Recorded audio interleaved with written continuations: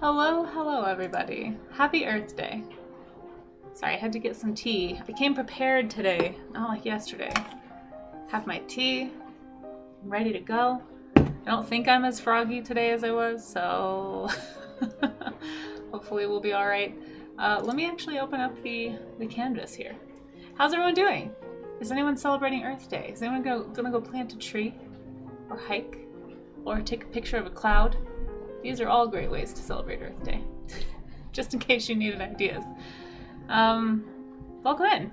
It's Tuesday morning here. I got a little bit more sleep last night, which is good.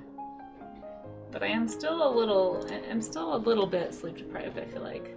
My body will not let me sleep in past 6:30 lately. So even though I'd laid there for like an hour after, it wasn't happening. It's also National Jelly Bean Day. Really, Rayar? Well, I had a jelly bean this morning. So there you go. I guess I'm celebrating everything today. We did bugs yesterday. Hold on, let me make a new canvas here. How is everybody? I'm gonna scroll up and say hi to everybody in chat in just a sec, but let me get set up. Oh my gosh. You guys, I really need a new keyboard. I need a new keyboard at both of my stations. They're both ridiculous. Never again, chat, will I do a wireless keyboard. Ugh, so annoying. Okay. We're gonna make a group. It's gonna be storm. I'm doing storms today. You guys can do what you want. There's a bunch of landscapes and stuff pinned at the top of chat. If you want to use that, if you want to use your own reference, if you want to do something totally unrelated. Got 3 Recon keyboards for $7 on eBay. Wow, are they good? Are they full of food? I don't trust. I don't know. Maybe if they're packaged, I'd trust them. But I probably need to just shop around. I know keyboards are not the most expensive. Bit of whatchamacallit, bit of tech. So it should be easy to replace, but it's just like one of those things, you know, it goes on the list of things I need to buy, things I need to do, and it just gets like slowly shuffled down the list as I get busier. One of these days. So we're doing storms, or at least I'm doing storms. You guys can do what you want. Storms. I'm gonna be doing some storm clouds for Earth Day. We're just gonna say happy. Maybe we'll do Earth Day edition.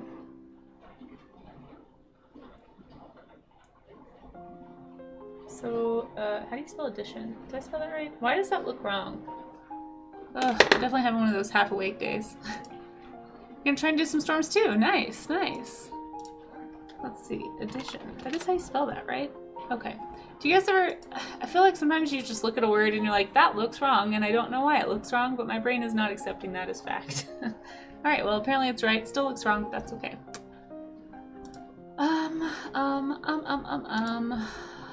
Let's pull open the Pinterest and grab some pinned pictures. I want to do storms. I think storms are great. I think you get some awesome clouds when you're looking at... Oh, like look at this. Like look at the lighting effects here. I just want to learn how to do this. So cool. So cool. So here is my reference probably for right now. Earth Day storms. But, you know, landscapes are good too. They don't have to be like terrifying looking things. Da, da, da, da, da, da. I don't know why that's stuck in my head suddenly. Be careful when you go on Pinterest, like clicking around the recommended images. Sometimes you're gonna accidentally run into some AI generated stuff or some like heavily photoshopped stuff. So just kind of be discerning. Like this looks pretty heavily photoshopped, but I do really like the effect. I love big thunderheads too. They're so cool.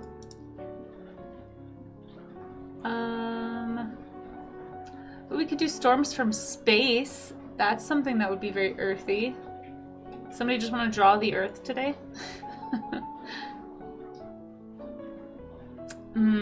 Oceanic storms are cool too. Man, there's so many cool ones. So many cool images. Your second monitor is your Cintiq, which you no longer use? Really? You just have a spare Cintiq as a monitor? That's... wow.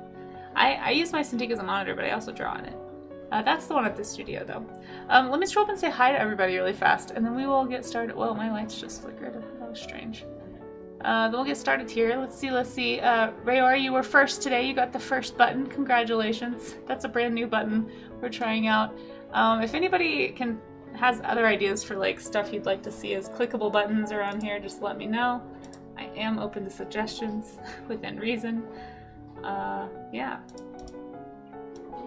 Sorry, that just noticed that was on the wrong layer. Okay. And then we have Dally. Hello, Dally. Welcome in. And Rue. Welcome, welcome. Glad you're enjoying the music. It's Raina. Hello. Welcome back. Good to see you again. Hope you're doing well. I'm doing okay. Yeah, I'm better than yesterday, I think. I was pretty, like, I don't know, gross sounding yesterday and coughing a lot. I've been fine. I think getting a decent night's sleep helped a lot, so I think I'm back normal. I do have some tea here to kind of help, just in case my voice gets sort of raspy, but I should be all right. Welcome in, Sloppy. How are you? It's good to see you. I don't know if you're at work or not, but I hope it goes well. And thank you, Maze, for pinning that. If anyone wants to get started on your references, you don't have to wait for me. There are pins at the top of chat that Maze has put there if you want to jump in and do some storms. Or if you want to do something else, feel free to click around, do other things. Totally fine. But welcome in, Maze. Good to see you. And I'm Blank. Oh my gosh, Blank Art. Hello. Welcome in, welcome in. You guys, Blank is an awesome artist you should all be following if you aren't already. Incredible character designer. Man, I would love to get better at character design. Very inspiring stuff over there. Ari, hey! If only you could. Aw, are you not able to draw right now? Well, I hope you're having a good one anyway, and thanks for coming in, and thanks again for the raid yesterday. Yeah, right, Mirror Stepper? It feels nice to be prepared. Yeah. And Autonet, welcome in, by the way. Good to see you. Thank you for all the hearts. Store coming from Pinchnerb. Oh, shoot, I'm sorry. Mr. Fulcrum, hello. How are you? Good to see you. You're about to dye hair black. Oh, well, good luck. I hope it comes out the way you want. I'm glad you found some inspiration, Dolly. That's awesome.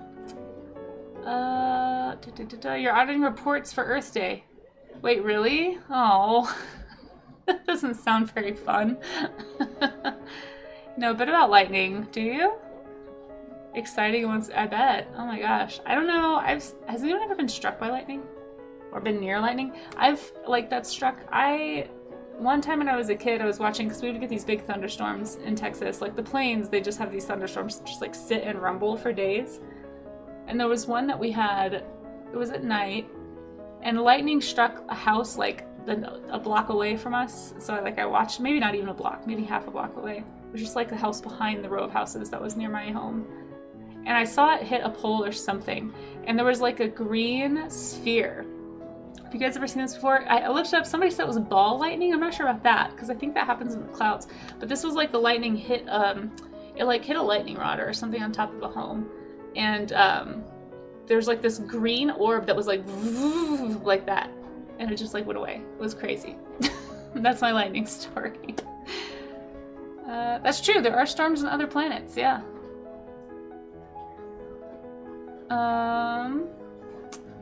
You have the day off, says Slappy. Oh, that's awesome. Watching the Elder Scrolls Oblivion re-release premiere.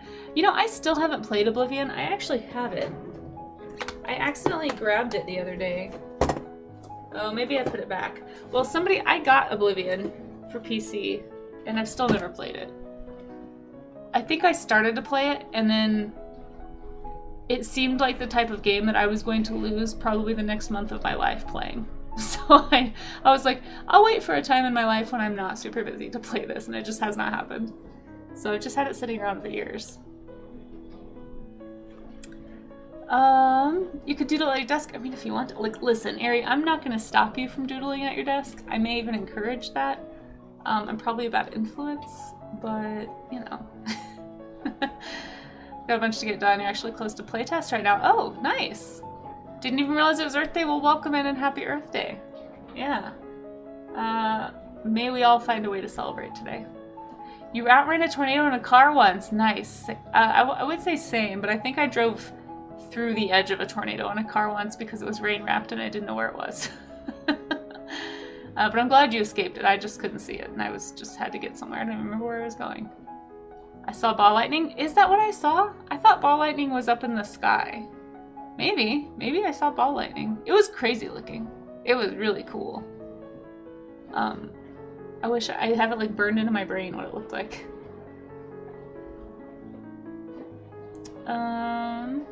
You've tried and just couldn't. I started to, and I was just like, I can't. Ball lightning is a weird phenomenon that technically doesn't exist according to research, but it's an actual thing. Source, you saw a ball of lightning in my home sitting near, nearly strike my car. Huh. So like it came down as a ball? Is that what you saw? Because what I saw, I'm pretty sure was lightning striking a rod and creating a sphere. It wasn't like, the lightning didn't like appear as a sphere. Ball lightning hovers 4 to 40 feet above the ground. No, I'm pretty sure what I saw was, well, I don't know. They say every time you revisit a memory, you change it slightly, but I'm pretty sure what I saw was lightning striking something. But maybe it was, I mean, yeah, maybe, but I'm pretty sure it was on a rod. Like, it was on the top of someone's house. I'm almost positive it hit, like, an antenna or a rod of some kind. And it just created it. I thought it was just the sparking from the lightning hitting the metal, and I thought it was, like, some kind of arcing thing happening with the metal. But maybe it was ball lightning, I don't know. Yeah, I always thought ball lightning was, like, self-contained. I didn't think it actually had, like, lightning bolts or whatever. Waiting for retirement to play a few games. Yeah, pretty much. At this rate you loading in, yes. I'm waiting until I retire, and even then I'll probably won't be able to play because my back will hurt from sitting. So I won't even be able to sit down and play it probably. Hey Isel, how are you? It's good to see you. Welcome in, welcome in. You guys, oh, by the way, I totally was here, before I forget, you guys should all go follow Isel if you aren't already. It's static electricity formed from inductance and is essentially a ball of magnetic energy. Interesting. It's like a weird glowing ball that has arcs coming off of it. It floats along and it's freaking terrifying. Okay, that's not what I saw. That's not what I saw. It was not floating. It definitely, I mean, it was above the ground, but it was, here, I'll draw what I saw. Since we're drawing today, eventually. Here's what I saw. 'Twas a dark and stormy night, folks. And here's what I witnessed. Pretend this is the sky. Whee! This is the sky. And then pretend this is a house. So like here's a house roof, right? And then there's like other houses. Like in front of it, you know, like here's the houses across the street from me. And there was like a cul-de-sac behind our street. So this was like a house in the cul-de-sac behind us. And it had a little, I swear it had like a little antenna or something. Hold on. My stupid keyboard. You guys, I'm gonna kill this thing. Yeah, okay, so these are houses. I don't know, look, they're not thatched roof houses. That's just what I drew. Okay, so those are house roofs. And then there's the lightning. I don't know why I chose a green sky, but there you are. And then I'm pretty sure what I saw was like a lightning bolt. Like, it like hit the thing. So it hit this and like went away instantly, right? Because it was lightning. It was like, and then it went away. But then like in the second it hit, there was like this little tiny like green sphere. I'm pretty sure it hit, I'm pretty sure it was reacting to whatever this rod was. But it was like really small at first, and then it was like, and it kind of like sparkled, and then it went like back away, like that. There's a drawing and animation of what I witnessed. So there you go. Lightning struck your bedroom when you were little. Oh my gosh. Maybe it was the ball of, maybe, yeah. Maybe. I'm doing well, Isel. How are you doing? A lightning bolt a few feet outside your window gave you a tan when you were in middle school. What? What? I had no idea that was possible.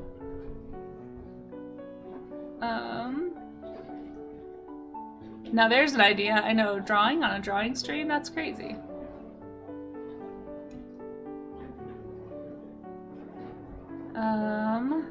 Let's see.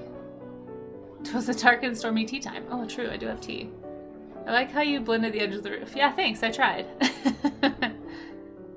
Did you guys like my sound effects? Thanks. Hopefully nobody clipped that. But yeah, what I saw was electrical overload. Yeah, that's what I'm pretty sure. Because I'm pretty sure it had to do with that rod. I don't think it was ball lightning. Yeah, sparkle, sparkle. Is that what I said? I don't remember. Hey, Cass, how are you?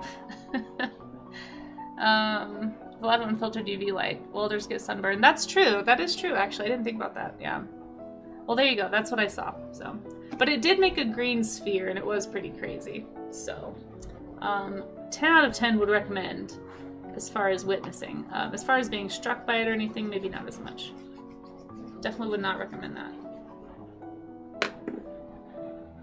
A little bit tired. Oh gosh. Are you getting sleep, Isel? Are you feeling better? I know you've been kind of under the weather for a little bit.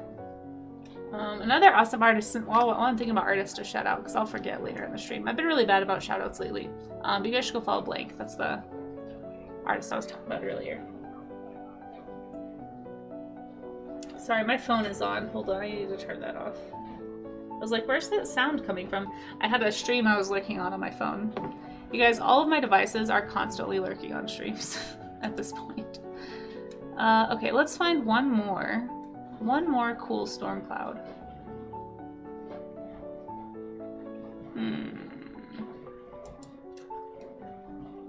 You had people asking where you went to get your suntan. Wow, that's crazy. I'd never heard of lightning giving somebody a tan. I mean, you must have been extremely close.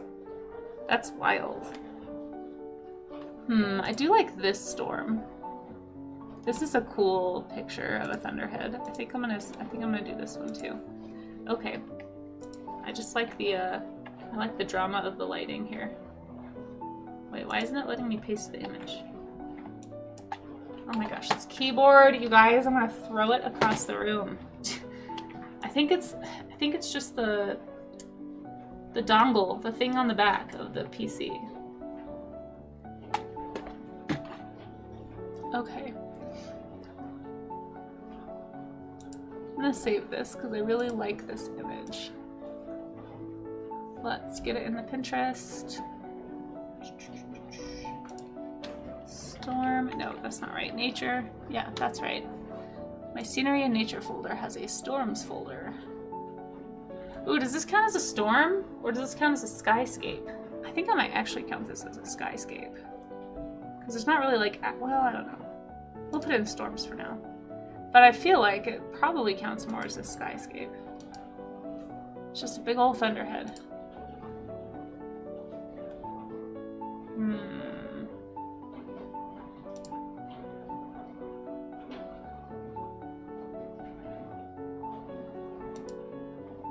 Oh, I'm so distracted by pretty pictures of clouds. Okay, let's get started. I'm gonna post on the blue sky. For anyone who hasn't been here before, if you want to draw with me or if you want to do some studies today, as always, feel free to just like start. You don't have to do the references I'm using. You can do something totally different. As long as it's work safe, feel free to post it in the Discord. We have a section of the Discord called the Art Gym. And that's where you can post studies, stuff drawn from observations, like if you're doing a still life or figure drawing, like from something you're actually observing in real life. You can also do like tutorial stuff like draw a box or foundational practice. There's lots of things that can go in the art gym, but the purpose of everything art gym is to inspire each of us to do the hard work of art making, right? To do the actual studying, to do the practice, the stuff that most of us avoid doing because we would rather draw from imagination or draw our own characters or, in my case, create fantasy creatures for no reason. So, you know, this is sort of an art workout, if you will. And much like at a real gym, sometimes it's easier to work out if you have an accountability partner. So thank you all if you're here for being my accountability partner. If you just want to support, you know, lurking is love, right? As Pyro always says. So really appreciate any lurks, but feel free to draw along if you feel so inspired. That's kind of the whole point of this, is to hopefully inspire one another. Can get a full-size wired Logitech keyboard for $12. Yeah, I should probably do that. I should probably do that. I don't know why my light keeps flickering. That's very strange. You hold on to the listing because it's your go-to keyboard for when you have tech difficulties? Oh, nice. Yeah, I should probably, honestly, like, I think I'm mostly just annoyed because the wired keyboard I have at my studio, something is wrong with the spacebar, otherwise it's fine. And I kind of just want to fix the spacebar and not buy a new keyboard. But this one, this wireless keyboard, this is not working for me. I guess I could move the dongle to the front maybe of the PC and maybe it would get better reception because that's like closer to where the keyboard is, but I don't have that many like ports on the front of my PC, and I don't want to take one up with a keyboard. I don't know. I'll figure it out. The spacebar is oh my gosh, the spacebar has been sticking on mine for months. At this point, it doesn't even pop up anymore. Like, I could take it apart, and I've taken it apart like 6 times to try and fix this problem. I've greased everything, like I've done everything I can think of. It just will not do what it's supposed to do. It's very frustrating. Okay.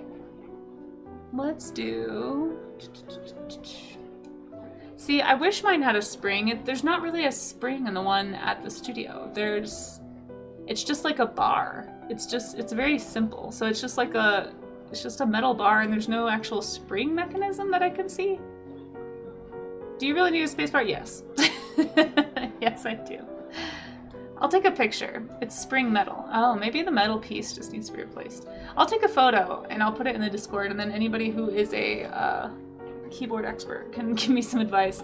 Cause I'm mostly annoyed because I've had that keyboard since like for a long time, and I've worn off some of the keys on it, and so I had bought stickers to replace. I had just replaced like a bunch of the keys with like little stickers that show the letters again because I'd worn them off, and then like a week later the spacebar stopped working. I was like, really? I just spent like $7 trying to get these dumb stickers. Anyway, I just hate spending money unnecessarily, so. Okie doke. I'm gonna post on Blue Sky. Oh wait, let's draw a little person. I tried painting the symbols back on Amaze, they don't stay. I did try. Painting them on, even letting the paint dry, it would come off within 2 days, so. Fun fact, paint doesn't work, paint markers don't work, whiteout doesn't work, like I tried literally everything I could think of that I had that was white. It all rubs off.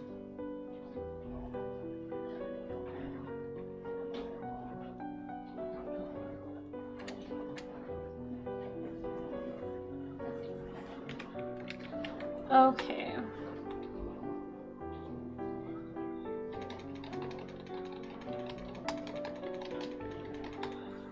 Did I clear coat them? No, but I don't really have anything to do that with.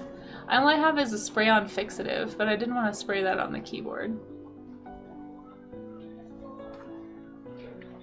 I have that, or I have... Because like at that point, to go buy a clear coat would just be the same price as just getting the stickers, which will definitely not rub off. So I just did that instead. Did you sand the face first to give the paint more surface? No, I didn't. Yeah, I don't have clear coat. I mean, the only thing I don't even know if I have a gloss medium. Yeah, I think the only clear medium I have is like a paint medium, like a gloss, and fixative, which is like a spray-on aerosol coat that I put over, or polyurethane, which I don't really want to put any of that on my keyboard because I'm not so sure that'd be good for all the mechanisms. If I have gloss or matte varnish, no. I don't have any varnish. No, see, and that was the thing. It was like I could either go spend a bunch of money getting all that stuff, or I could just spend the money getting stickers and having like 2 sets so that my other keyboards, when they inevitably wear out, I would just have stickers. So that was the option I went with. It was like $6.50. It was fine. You keep seeing people ask about clear coats, but never... Yes, that is fair. That is fair. I'm gonna draw a little person hugging something. Oh, Charlie's Dragon. Charlie's Dragon, 15 months. I hope you enjoyed your alien baby, by the way. 15 months of subs. Holy cow. Charlie's Dragon, that is a long time. Thank you so much. Seriously. I really, really appreciate those subs. That's very kind of you to support. And enjoy your flailing Carnotaur. I need to make some more emotes. Guys, I would have to get, like, to get to the next... Should I make an alien baby emote? That would be kind of funny. To get to the next, like, to unlock a new emote, I'd have to get, like, so many more subs. That's actually part of why I want partner a little bit, is because I hear you get 20 emotes added to your standard emotes, like, up front. Yeah, I'm glad you like the flailing Carnotaur. I need to make some more emotes though. In fact, actually, of all the emotes that I have, which ones would you guys be really sad not to have access to? Because I might take some of these away and replace them. Because I really want to add some different ones. Like, I'm thinking about replacing some of the Reese ones. I don't know. Like, I don't really use this one very much, but I think it's also like a higher tier emote. Anyway, let me know if there's any emotes that you would be sad to lose. I might take away the... There's 2 of them I can see right here that I might swap. But it's hard. It's hard to, like, decide. Hey, Glitchy, how are you? Clear coat will also protect stickers. That's fair. But if my keyboard's gonna break, I don't want to put a whole bunch of money into it anyway. Oh my gosh, stupid keyboard. What the heck? Why are you the way you are? Do you guys see what just happened? Look. I'm drawing with a little hand. Can you see that? Is it showing over the hand on your screen? That is driving me crazy. You guys, what is going on today? Alright, hold on. Let's save and just close. Everything is a... Why is everything a hand? What the monkey? I can't see the point of my... I think Krita just freaked out. Hold on.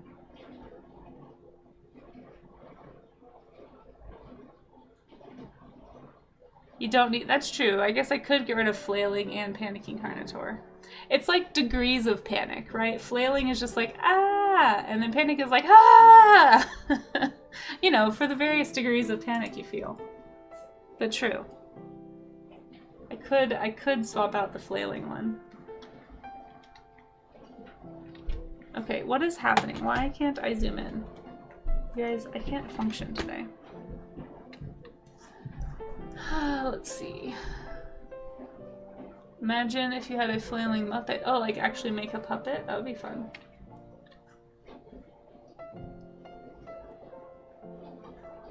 They're beautiful. You flailed to see the difference? Oh my gosh. Oh my gosh. Okay, there. I have my circle back. I can see where I'm drawing again. That was very weird. I do love the Kermit flail. Yeah. I do really enjoy a good Kermit flail. All right, so well, don't worry. I won't get rid of the Carnotaur emote. That one certainly will stay. I'm pretty sure that's like that emote is probably why half of the people who sub to me. It's because of that emote. I'm 99% sure. Cheese, that's true. We do need to keep the cheese emote. Gotta be able to throw cheese at people. You don't have animated emotes on. Oh wait, you can turn off animated emotes? So wait, they both look the same to you? Charlie's Dragon! So they don't move at all?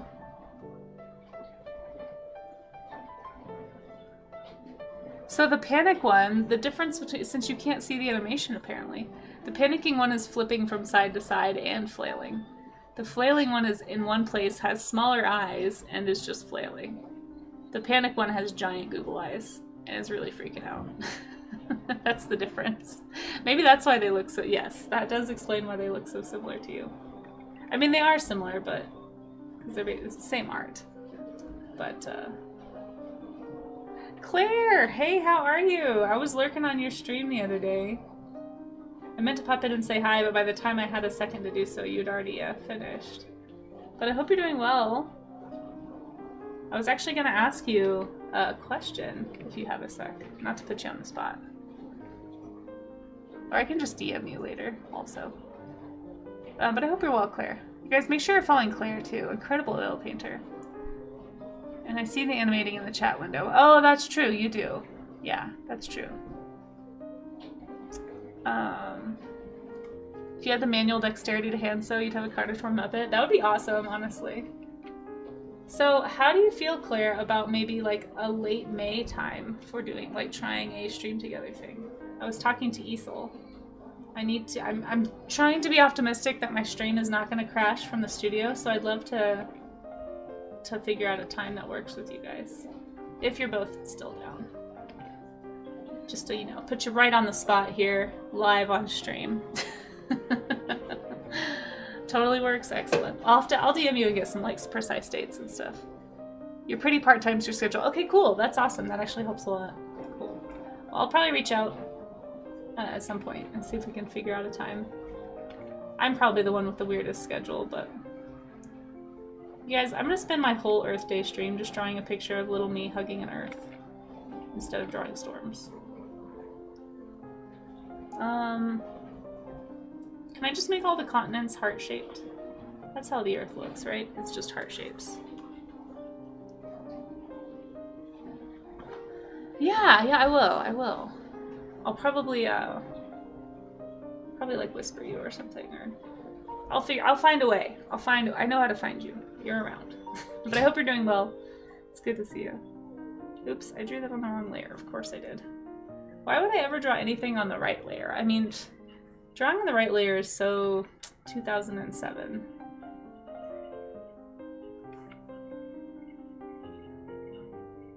Okay, what the heck though? Why is that not the right layer?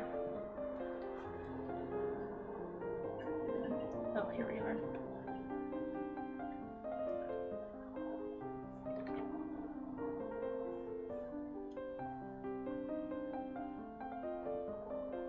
Guys, my phone is blowing up right now. I guarantee you it's like 6 missed calls from a spam person. Look, 1, 2. Oh good, they left 3 voicemails. Excellent. My voicemail box is probably full. I hate it, you guys, I hate it. I want to know how to get off these lists. Has anyone had any success other than changing your phone number? I think that's part of my issue, is that my phone number I've had for a very long time. And I don't want to change it because that's a hassle, but I'm so tired of all of the spam. It is, ugh.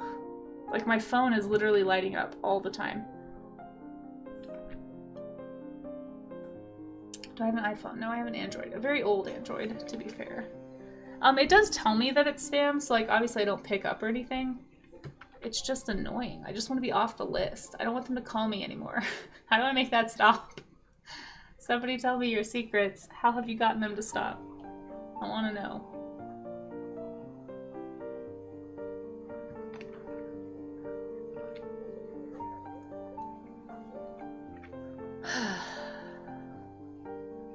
See, this is why it takes me a while to start drawing, because I have to do all these little things. Just auto goes to voicemail if it's not in your contacts. So it blends into this. That's nice. I mean, some of mine do, like if they're a number that I've blocked before. Part of me thinks it's, I will say I'm not going to switch to an iPhone. I'm not a big fan of Apple. I'm sure if I had a more recent Android, it'd probably be better at filtering them for me. My Android is from 2017. So, it's probably just an out-of-date text situation. But I don't want them to call me in the first place. How do I get them to not have my number? If Android has a feature. They probably do. I should look into it. They probably do. I bet it's on a newer Android. It's probably not on the one that I have. I mean, heck, sometimes like I have to download, actually not sometimes, pretty regularly, I have to download older versions of apps in order to get the app to run on my phone because they don't make them for the S8 anymore. Like I'm pretty sure my Android OS is about to be outdated and I'll just have to upgrade at some point. But I don't know, I only really need my phone to make calls and texts. Like I don't have to have anything else technically. And I really don't want to get a new phone because they all come with AI and I don't want my data to just be in a giant data pot. I mean, it already kind of is in a lot of ways, but I definitely don't want like my images and my art and all that stuff. Do you know what I mean? It's so hard to know.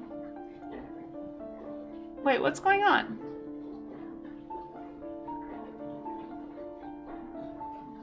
Do I have to do all the little things? I don't. Oh, there it is. It was just super delayed. Reverend Glitch, thank you so much for that sub. Oh, look. Oh, Twitch updated my sub goal. I guess that's my new sub goal. Thank you for getting us started on the new sub goal.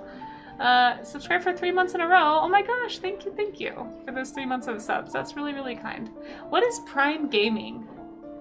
I've been seeing that a lot lately. Is that the same thing as like an Amazon Prime sub?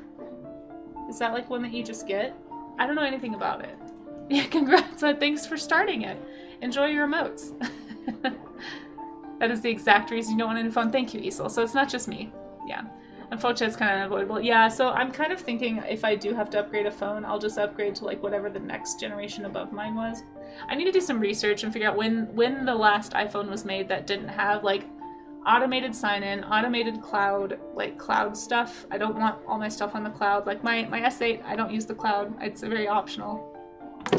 I don't have any storage that isn't local storage that's required on my phone.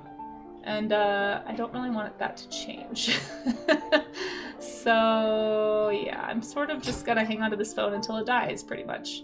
And I guess if it stops like having support for apps, I just won't have those apps anymore. As long as it can still text and call, that's really all I absolutely need it for like safety. I'm willing to go without to avoid the AI nonsense until we can get that out of our system, if ever. You don't think any of them that don't have that now? Yeah, so I need to figure out what generation. So I definitely want to get like a newer phone. To me, that's not worth it for the spam calls. I will endure the muted spam. I mean, I don't pick up. They just go away eventually. They're just annoying. But the trade-off is not worth it for me. Samsung is still optional cloud-based. Okay, Galaxy S22 still doesn't force you to use cloud storage. That's really good to know. Thank you for doing that research for me. Do you happen to know anything about automatic AI integration for the S22? Just asking for a friend. Alright, I know I didn't have to spend all this time drawing little me hugging an earth. But you guys, it's Earth Day. I'm doing it for the Earth, okay? It's for the Earth. You can turn it off, but does it really stay off? See, I don't trust it. The AI stuff, but will it stay off, though? Does it? Mr. Holcrum, does it? This is my one conspiracy theory thing I will do. I'm not a conspiracy theorist, but I do not trust the tech companies not to be quietly turning the AI back on. Because that has happened on literally everything I've ever turned the AI off on, is it eventually turns itself back on and you have to keep checking it. But, okay, I will tentatively trust you on this. And I will consider the Samsung S22 as an option for if and when my phone dies. Thank you for the help. Oh yeah, thank you Charlie's Dragon for contributing to the plein air study. I keep forgetting to talk about that. The plein air study day. We're gonna potentially do that.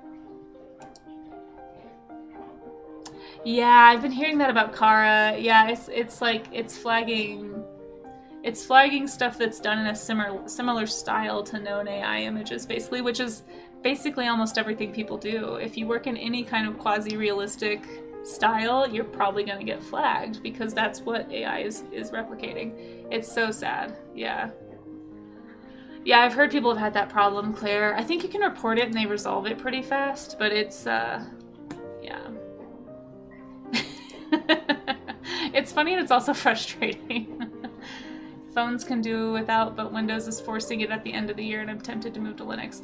So here's the nice thing about this PC. My other PC, I don't have this ability, but this PC, I have. It's an older PC. It literally cannot upgrade beyond Windows 10.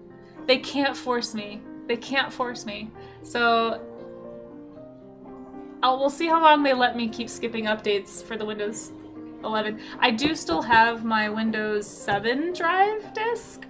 And my Windows 10 disk, if I really needed to reinstall, like if it forces me to update to Windows 11, I could always reinstall 10 with the disk, which is why I got the disk.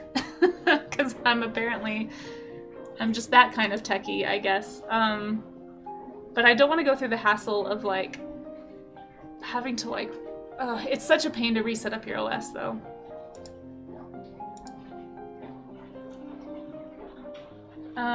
Something weird is that your PC is 100% within the spec for Windows 11.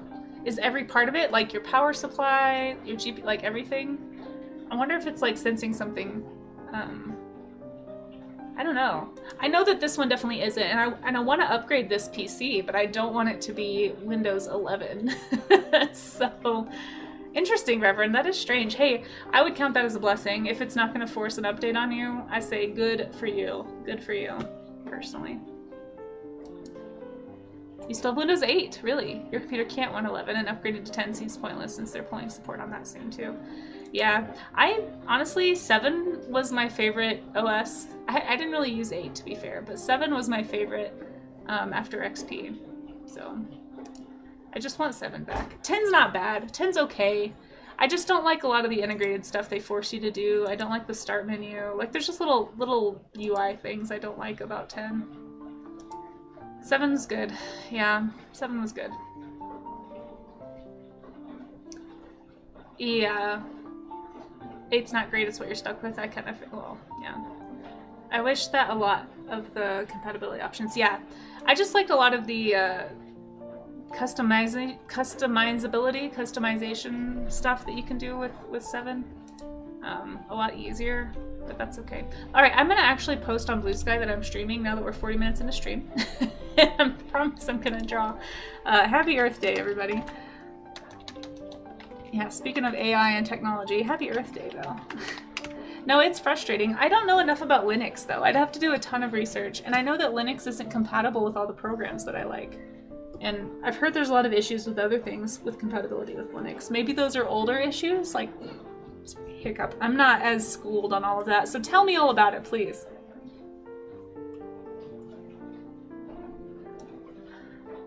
Having to host AIs, yeah, it's super. Oh my gosh, don't even get me started, Mr. Fulcrum. We're gonna have to make an AI rant redeem or something for as often as it comes up these days. They're not older issues. Do you run Linux, Amaze? I didn't know you were a Linux user. Linux still has compatibility issues. Okay. Compatibility is the big problem. Yeah, so that's the reason I don't switch to Linux, is because of compatibility problems. Like, I need access to my programs.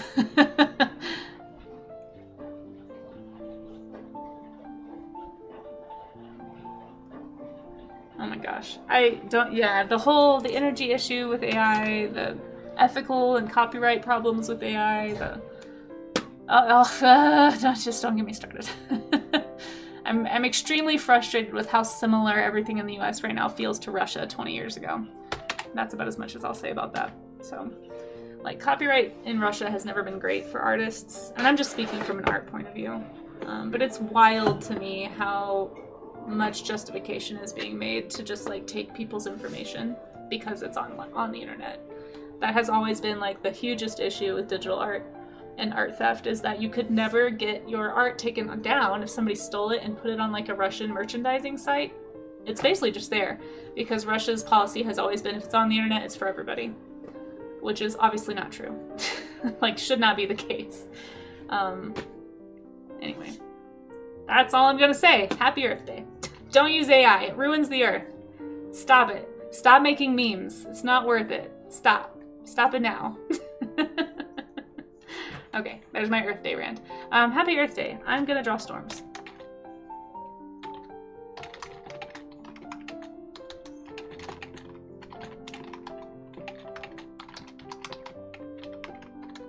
Nature, come on in. Sorry for the clacking.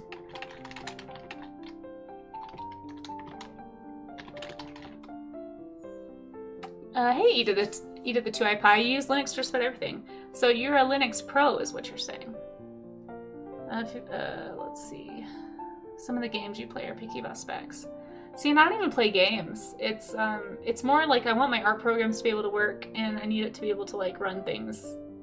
Like, just, I'm curious what kinds of day-to-day compatibility issues you guys see in Linux, because it is a real consideration that I have of switching from Windows to Linux. But like for the artists especially, do you have compatibility problems with like your tablets, with Clip Studio, with Krita? Like, there's so many things I don't know how much they support Linux, and I need to make sure if I am going to do a switch that it's like something I can rely on. You just need Linux to work. Does it not work with Wacom? Because I need it to work with Wacom and Huion. Although this PC I'm not as worried about. This one I can keep Windows 10 on, I think. But no, I need it to work with Photoshop. As much as I hate that I still have to use Photoshop for some stuff, there's just some things that I cannot do for publishing and printing in Krita or in Clip Studio. There might be a way in Clip Studio. I did just get Clip Studio EX, and I haven't messed with their print profile stuff, but in Clip Studio I still have some paint issues that I can't get around. I just can't get the same quality or effect that I'm looking for that I can with certain brushes in Photoshop. So it's really frustrating. But all that to say, I need to make sure that everything I'm using, that all my workflow is compatible before I make a huge OS switch like that. Like, I've always been a Windows kid. But this integrated AI stuff, like, I'm not down. I'm not down for having to sign in to a Windows account every time I do anything. Like, I just don't need them to, they don't need my data. And that was part of the appeal of Windows versus Apple. You guys are gonna get me on a tech rant, sorry. But that's the main reason I've never been an Apple user, because I don't like that Apple makes you sign into everything, and like everything's in the cloud and everything is theirs basically, and that was the appeal of Windows. And Windows has just totally gone the Apple route with the last couple of OSs, like trying to force that on us, and I don't like it. I don't want it. Anyway, and I get why they want it. It's because they can make money off of my data, but I don't want them to have it. Okay, happy Earth Day. Let's see, what am I saying? Say goodbye to Stream Elements integration into OBS. So I don't use Stream Elements OBS. I use OBS separately, and Stream Elements is like a cloud bot on the internet that I use, so that's actually not a problem for me. You use PS3 and you think you're gonna lose it? Oh, like it won't be compatible with PS3?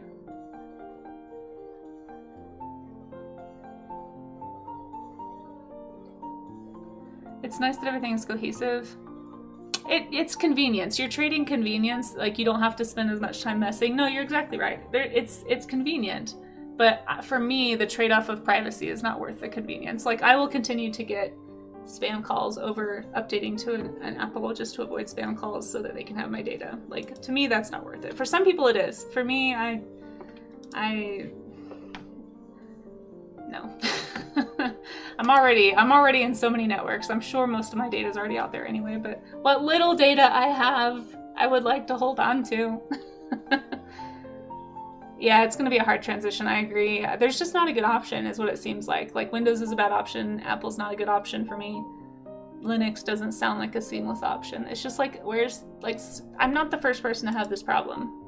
I know that there's techie people out there that love solving these kinds of issues. There's got to be a solution out there that I'm just not seeing. Yeah, unsupported stuff and outdated tech does leave you more vulnerable. It's true. It's true. I worked on Windows 7 many years after it was discontinued. I think I finally updated to Windows 10 in the end of 2023. It was almost 10 years after they discontinued support of Windows 7. But here's the thing, I don't download stuff. I don't do anything sussy. I literally just make art with my computer, and that's pretty much it. And check my email on Gmail. And I don't click links. So I'm just like not in places, I guess, that I would be very high risk. Like, I don't know. I probably just got lucky too. But I really I don't do a lot of I don't visit cagey sites to watch illegal movies. Like, I just don't know. I have a lot of very intense antivirus also. So I tried to make up for it with really intense malware, spyware, and virus protection when I was doing that. A law-abiding citizen, yes. Well, and I'm not trying to toot my horn. I'm just saying, if you're gonna use outdated tech, you gotta understand there's some things you gotta let go of, and those are some of the things that get you in trouble if you're gonna have unsupported systems, right? To make your data less accessible, which is fine. I don't have time for that anyway.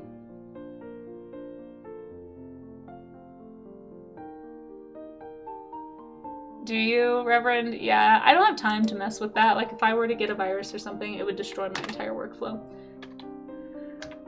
I just use my computer for literally watching streams on Twitch or watching YouTube or checking my Gmail account or my Outlook account, both which I think are fairly secure in and of themselves. And I don't save any passwords. So there's no cookies to be swiped, with password saving. Anyway, I try.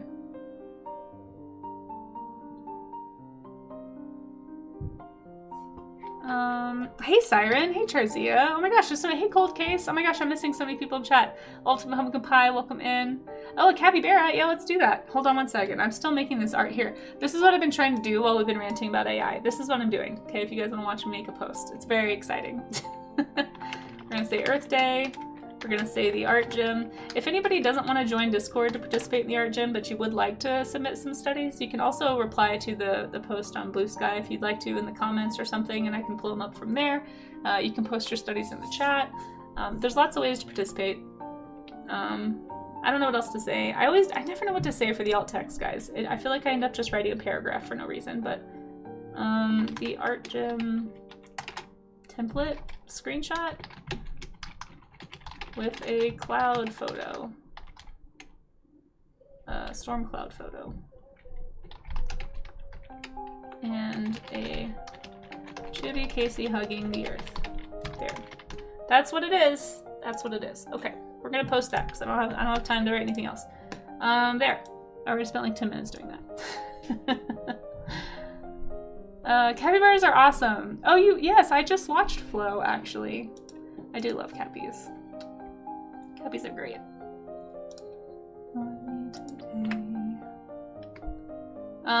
Okay, and then we will do, hold on. Then we will do the Draw Me an Animal. Okay, and then I'll start drawing some storms. I'm gonna do mostly effects studies, I think. I may do like a couple of landscape, like this is kind of a cool perspective that I want to think about perhaps, but oh, thank you, Visionary. I appreciate that follow. Also, your name is very cool. Let's do the Draw Me an Animal first. So I'm gonna save. Hopefully, and by the way, if anyone's new to the art gym, we do a share and tell at the end. So if you wanted to drop some studies into the art gym section of the Discord, feel free to do that. Oh, we've got a few that got posted since yesterday, so we'll be looking at those. Like if you posted some bugs from yesterday after the stream ended, we'll be looking at those as well. Okay, Draw Me an Animal. Capybara. Here's the Draw Me an Animal game. If you have not seen the Draw Me an Animal game before, basically the only rule is no hints in the chat. I know it can get confusing because I tend to be a verbal processor and I tend to talk out loud and ask questions out loud, but don't be fooled. I'm just rambling at myself, it's fine. So what I do is I write the name of the animal, capybara, and then I have 5 minutes to draw what I think this animal looks like without reference. So let me make sure I spelled it right. Let me see my redeems here. Did I spell this right? Oh, is it 2 R's? Capybara, okay. I'm just using it from what I've been given. There we go. Okay. So 5 minutes on the clock. It is 10:01. And I'm gonna start. Feel free to look it up yourself if you'd like to. And see how close that I get.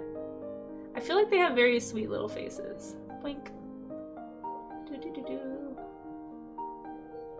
I've actually drawn a capybara before from I did a study of one time, but it's been a while. I'm not sure if I remember exactly their body shape. But I feel like it's something like this. They're really shaggy. I think they're the largest rodent. I think that's kind of their claim to fame, and they have little feet. Cute little feet.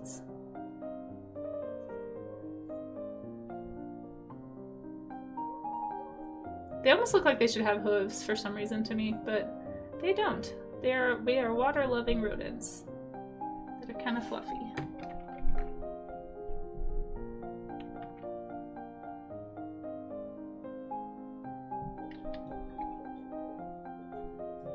Something like this.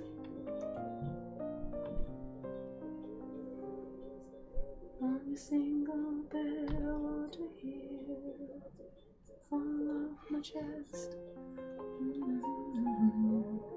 But feel free, like I said, to look it up and see how close I get, and then I'll kind of, we'll spend a few minutes after.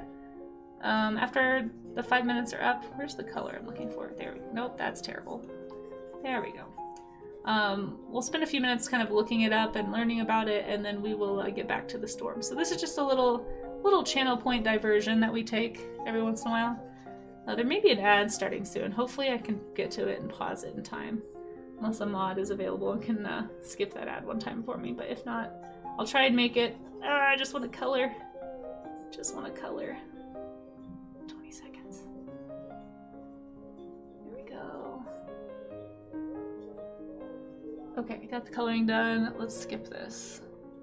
Snooze. Okay. So that'll get me through the 5 minutes. Little shaggy guys. Little fluffers. They're so cute.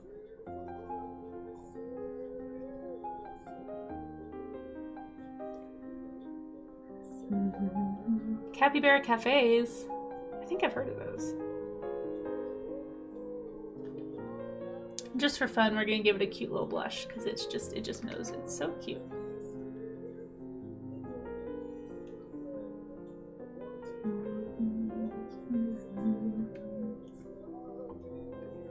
Okay, and we'll give it, it's like a jungle-y animal, so we're gonna put it on the dirt with some grass and stuff. They're water loving also, so they swim a lot. They hang out in water pretty much all the time. They love water.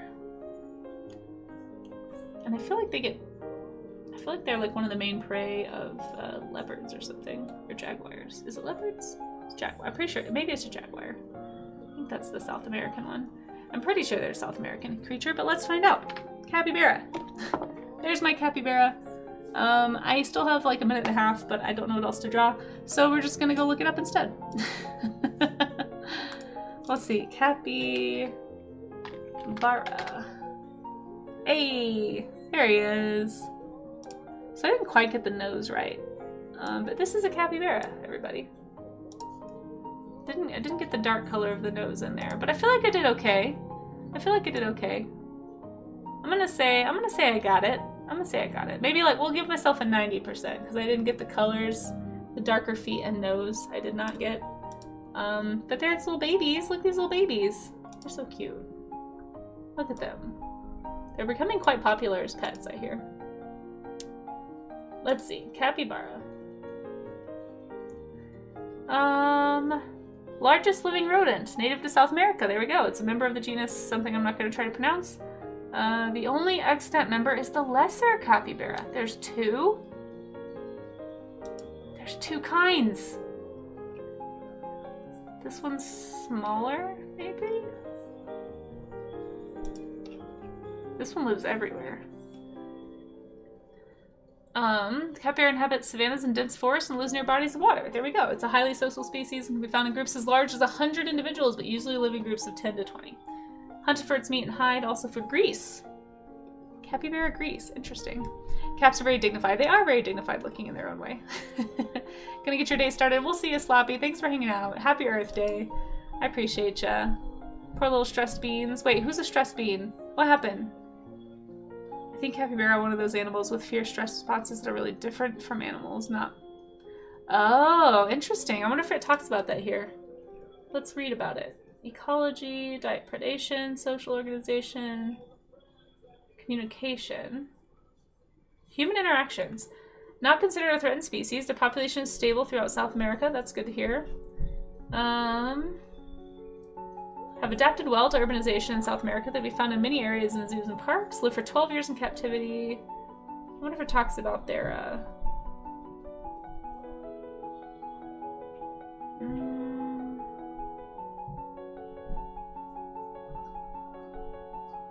I'm not seeing anything about their emotions.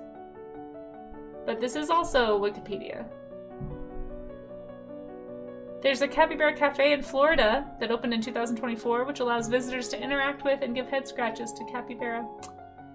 Capybaras have long been a figure in meme culture. Oh gosh, meme culture. Just saying that word is funny. In the 2020s, I feel like I have been seeing a lot of them lately. Well, anyway, if you guys want to read more about the capybara, if anybody finds out some cool facts, feel free to share. But thank you for that Draw Me an Animal redeem. So that's the Draw Me an Animal game that can be played every half hour or so. Using channel points. So I'll save that so it doesn't go away. And then I'll go back to the storms. And we're actually gonna have an ad break in like 40 seconds. So eventually I am gonna draw a storm. It's totally gonna be happening. Let's see. Yeah, it's just a fun little activity. Yes, happy Earth Day. Hey Neil, how are you? It's good to see you. Semi-aquatic rats. Yes, giant semi-aquatic rats. I didn't see anything either. Yeah, I wonder if it's like a study or something that's just not in Cappy or in Wikipedia. They seem very chill. It would be sad if they were secretly super stressed. Let's see. I'm gonna take a sip of this tea. Should be cool enough now. You guys, milk tea from H Mart. Amazing. I'm obsessed. I think I like it more than hot chocolate, I'm not gonna lie. It's so good. We're gonna take a stretch break during the ads, so if you can hear the sound of my voice, this is your friendly reminder to stretch. Go ahead and arch your back, push your shoulder blades together, all that good stuff, and just hold. You want to take your back from that shrimp position to like an overcorrection of the shrimping, and then you're going to hold that for about 20 seconds or so. Do some shoulder rolls if you want to. Kind of pretend you're pinching a walnut between your shoulder blades. If anybody wants to support the stream during the ads, just let the ads roll. You can mute the tab, but leave the player playing. Leave the volume on the player itself up, even just 1 or 2 points, and that's enough to make them pay me the Bezos bucks. So if you want to help with that, feel free. But if not, I understand also. But yeah, this is all we do is stretch. And so if you're worried you're missing something in ads, you're not.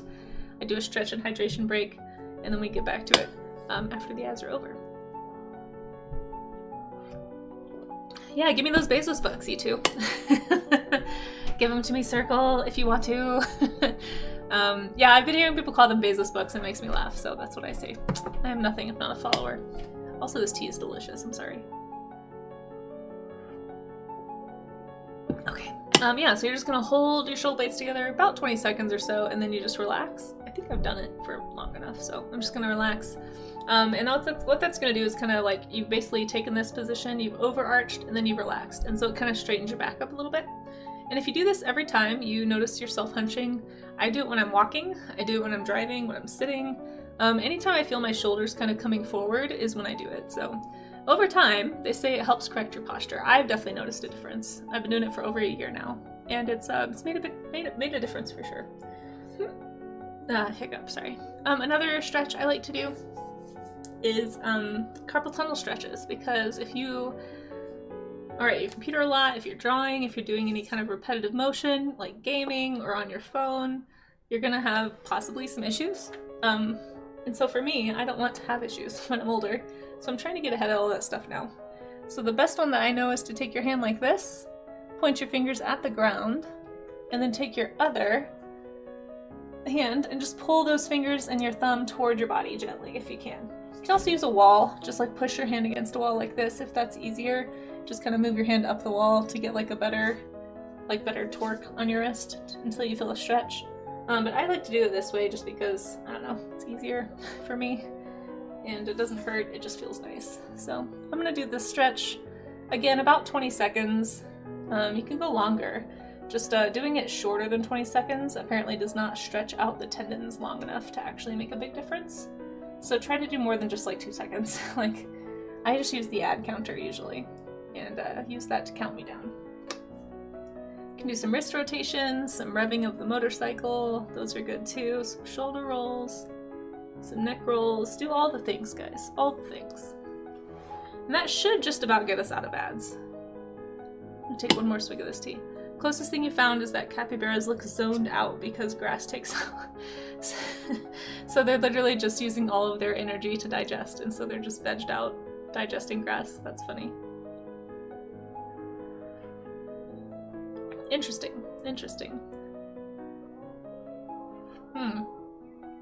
Cheers. Cheers to the tea, visionary. Okay, man, that's delicious. Oh, I love it so much. Okie doke. I think we're out of ads, or at least we should almost be out of ads. Let me know if you are out of ads.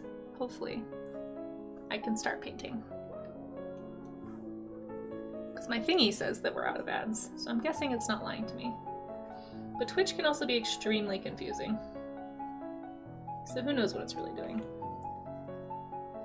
Alright, so as I'm doing this study, I want to reiterate, we talk about this a lot whenever we do studies, is you're not trying to copy the image. That's not really a study, that's more training your brain for something else, for like drawing, for like noticing details for hyperrealism, which is still a skill.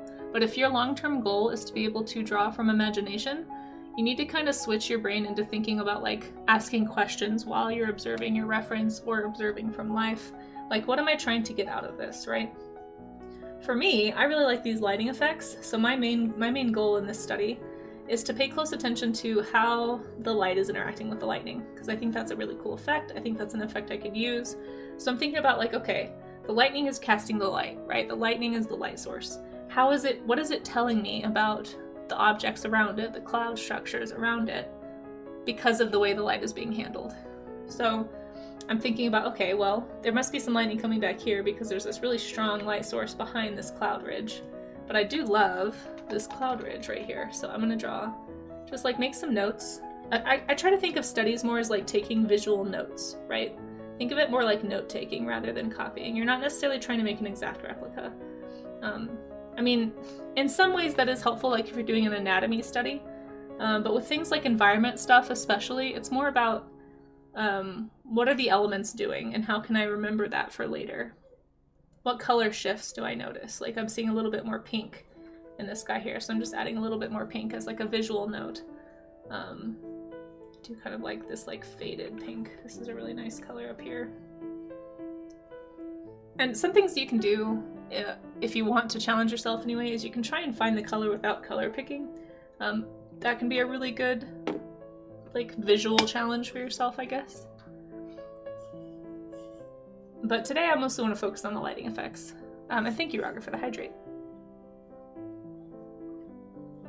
Hope you're doing well, Raga, by the way. I'm gonna drink this whole tea. You guys, it's so good. Holy cow. Hey, Rebecca, thank you so much for that lurk. I really appreciate it. Oops, hope you're doing well.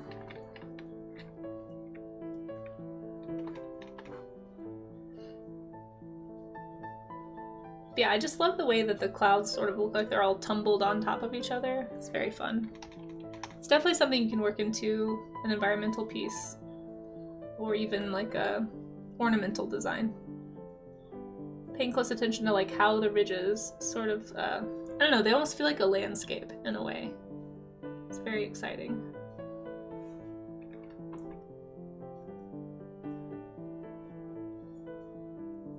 Paying attention to just the slight shifts in what the clouds are doing. That's so good. I was actually lurking on Jay Stiller 30's stream yesterday, and he was kind of doing a quick little environmental color study. It was super interesting. I kind of want to see if he'd be willing to like come host an art gym or something, but I'm nervous to ask. But I think it'd be really cool. And I think for those of you who aren't already following him, you'd really love getting to watch and listen to his stuff. Hey Bribowette, how are you?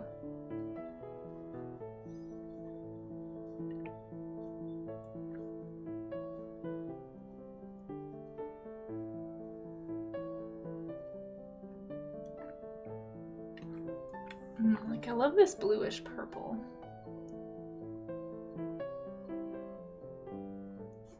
So nice.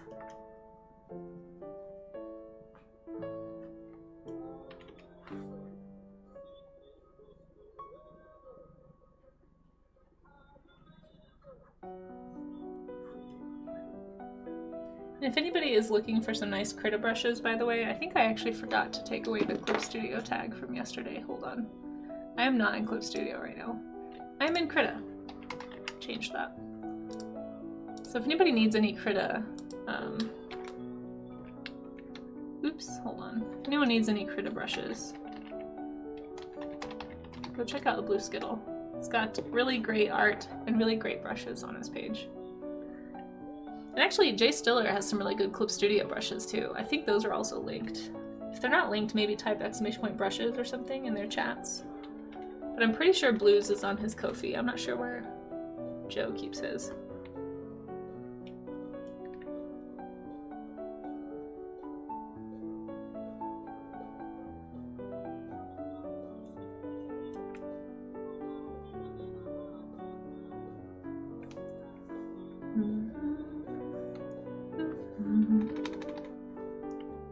Okay, let's get these cool outlines in the clouds going.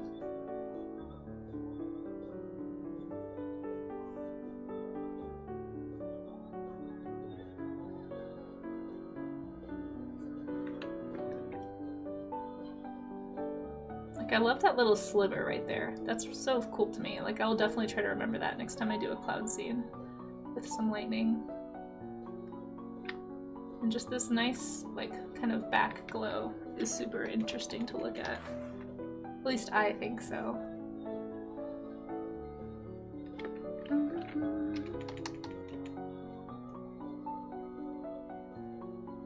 was trying to think about, like, what is this telling me about lighting? What is this telling me about what the lighting is doing? And trying to keep that at the forefront rather than trying to get it, like I said, an exact copy. And I know I say it a lot, but it's also me reminding myself too, because I can very easily, just as easily as anybody, I can fall into the habit of copying versus studying. And it's one that I'm trying to figure out how best to remind myself to walk that line more carefully.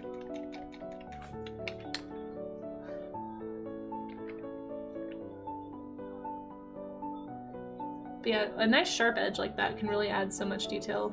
It's so funny. Like, without fail, almost every time I do like a little tiny detail like this or something in a painting, it's just that area of high contrast that people are drawn to. And everyone seems to always like the smallest detail that you put into a painting. It's kind of, I'm sure other artists have noticed it too. But it just seems like anytime you do something, it's the thing that took the least amount of time is the thing that everybody's super in love with, you know? Which at this point I just accept as part of the process. It just means I try to take it as like, oh, that just means I did a good job with the illusion of everything else happening. But it is always kind of funny.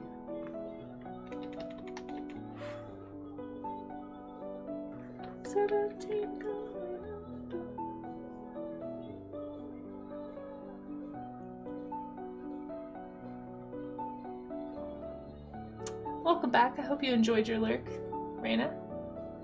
It's good to see you again.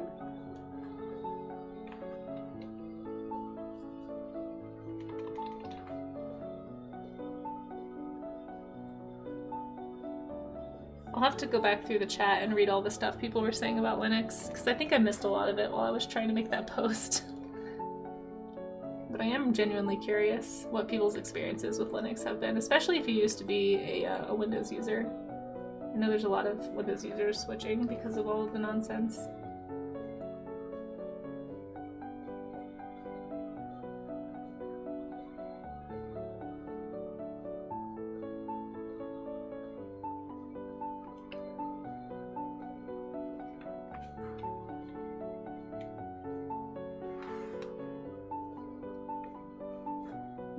Don't forget your tea, everybody. Hydrate.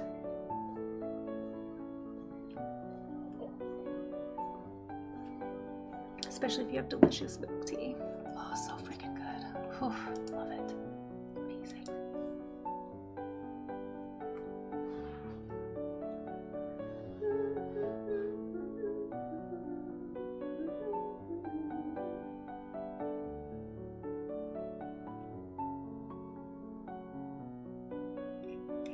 Let's see.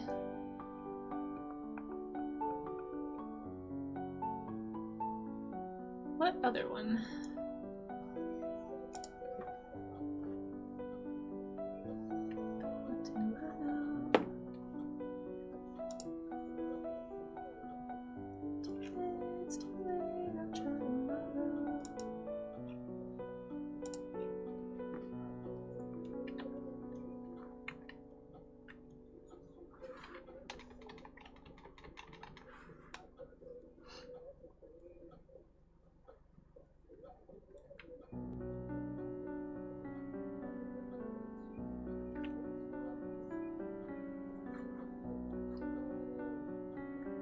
Hey, Miss Art Rules.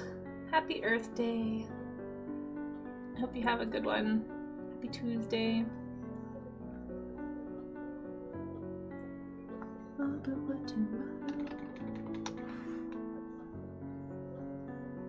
I don't mind going a little longer today anyway, just because it's my only stream today, so we may go just a smidge longer so I can get a couple more studies in. As always, if any mods need to go, do not feel like you have to stay. You want to give the world a big ol' hug? Me too! See, I did. I understand the feeling. Everybody go hug the earth today. We're all tree huggers on Earth Day. Don't hug the tree with ants, though. That's not a good tree to hug. Also, don't touch things just because they look soft. One of the hardest lessons I ever learned out in nature one time, and I'm embarrassed to say how old I was. Not all things that look soft are soft. What do you mean we're finally drawing a storm? I've been drawing a storm. I've been drawing a storm for the last 20 minutes.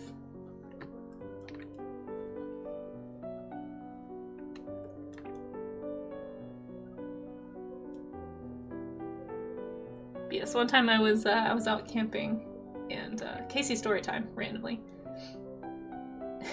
and I saw this. Well, I'll just say I was an adult.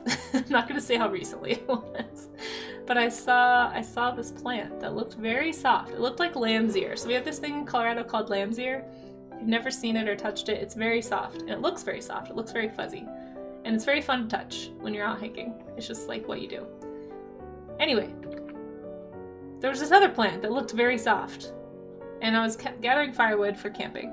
It turns out it was not soft. And I know this, and my friends know this, because I announced it. Because all of a sudden, apparently, according to my friends that I was camping with, they just heard me scream. They just heard... Well, to be fair, we were kind of talking. And I guess they were, like, within shouting distance of me. But all of a sudden, I was just going, "It's not soft! It's not soft!" And they like to remind me of this every time. Every time we go outside now. Turns out that was the day that I discovered stinging nettle, chat. Just by the way, stinging nettle looks soft sometimes. It's not. It's not soft. Just so you know. It's never soft. Let me look up stinging nettle, actually. Because, like, when it's young, it has, like, little soft, fuzzy looking things on the leaves. And, yeah, it's not soft, though. It looks like it should be soft, but it isn't. None of these pictures do it justice for how soft it looked. I was gonna show you guys, but none of these are really showing the softness. This one sort of does, but it's too old. It's already started fruiting. When they're little, they have like little fuzzies all over the leaf, and it looks like it should be soft. It's not. Don't touch it. It's called stinging nettle for a reason. Well, I didn't know that. I'd never seen a stinging nettle before. I did not know it was stinging nettle, or I would not have touched it. Because here's what lamb's ear looks like, okay? So lamb's ear, if you've never seen it before. Also, okay, it looks definitely like even softer, but this is lamb's ear. Okay, so if you ever see this, it's very soft. It's as soft as it looks. And the stinging nettle that I saw looked very similar. Like, the leaves looked similar to this. They had like a fuzzy filament all over them. Thankfully, I didn't really have I had a very immediate reaction, and they were a little worried that they would need to take me into like an urgent care or something. But I just had a couple of little tiny like blisters pop up on the back of my hand for some reason, even though I did not touch it with the back of my hand. I touched it with my fingers. But, yeah, I was fine. We all learned that day.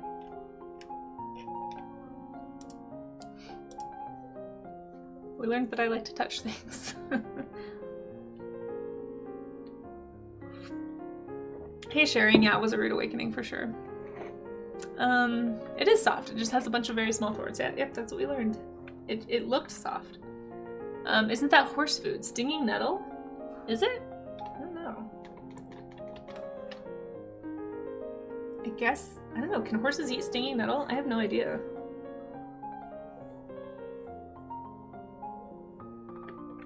I know you guys think I know everything about horses, but I really don't. I bet Sloppy would know if Sloppy was still here.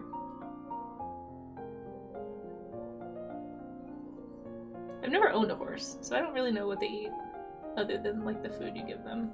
And I presume just like grass and stuff they find.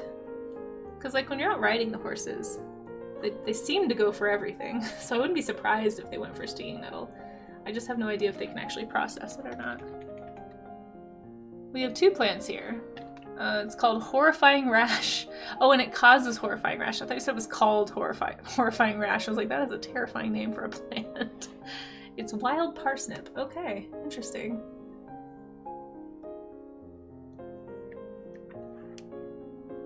So you don't touch any plants just in case. That's wise. That's wise, yeah. Helping on your grandparents' farm when you were younger, you learned to recognize stinging nettles, partly because we had to walk through a field of them to get to a part of the farm. Oof, yeah. No, to my knowledge, I'd never seen a stinging nettle. Oh, you've seen the parsnip too? It should be called that. The rash is activated by sunlight and is apparently very painful. Oh. Wait, for parsnip or for stinging nettle? I didn't know that. Maybe that's why the back of my hand got some blisters on it, but the fingers where I touched it didn't. If you're talking about nettle.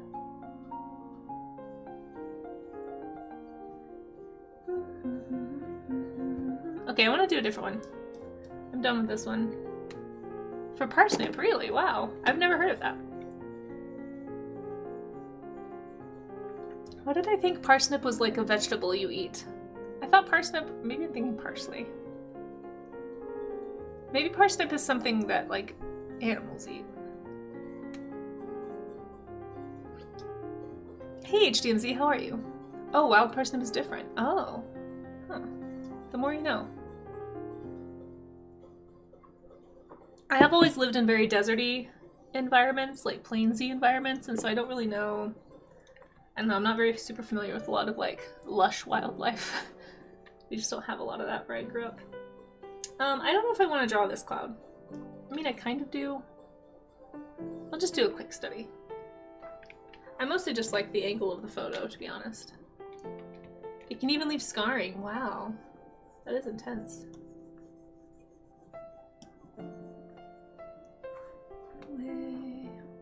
It is a good cloud, right? How can I avoid this cloud? This cloud demands to be painted.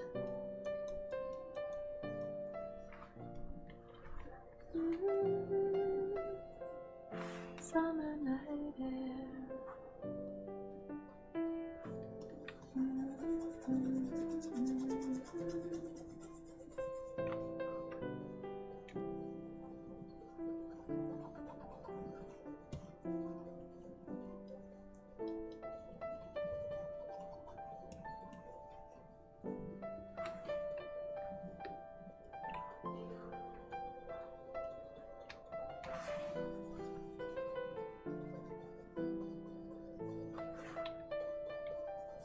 There's such good shapes in this cloud, too.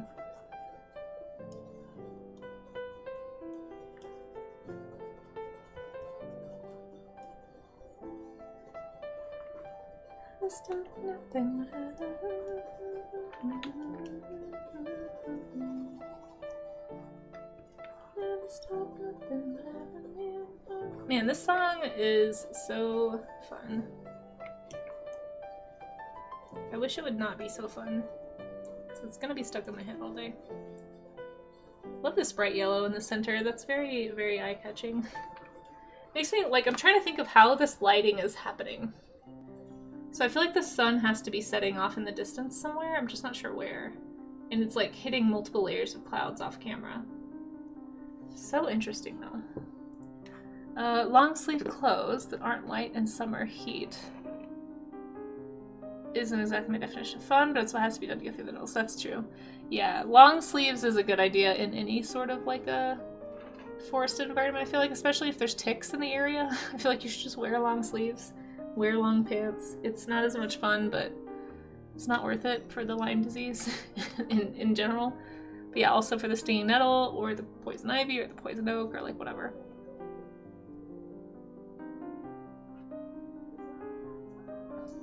Also, welcome in, Real Fopu. Good to see you. I bet goats would be good for that. True. I wonder if goats eat stinging nettle. You leave some growing over the edge of the raised patio because we have butterflies that live on them. Aww. That's cute.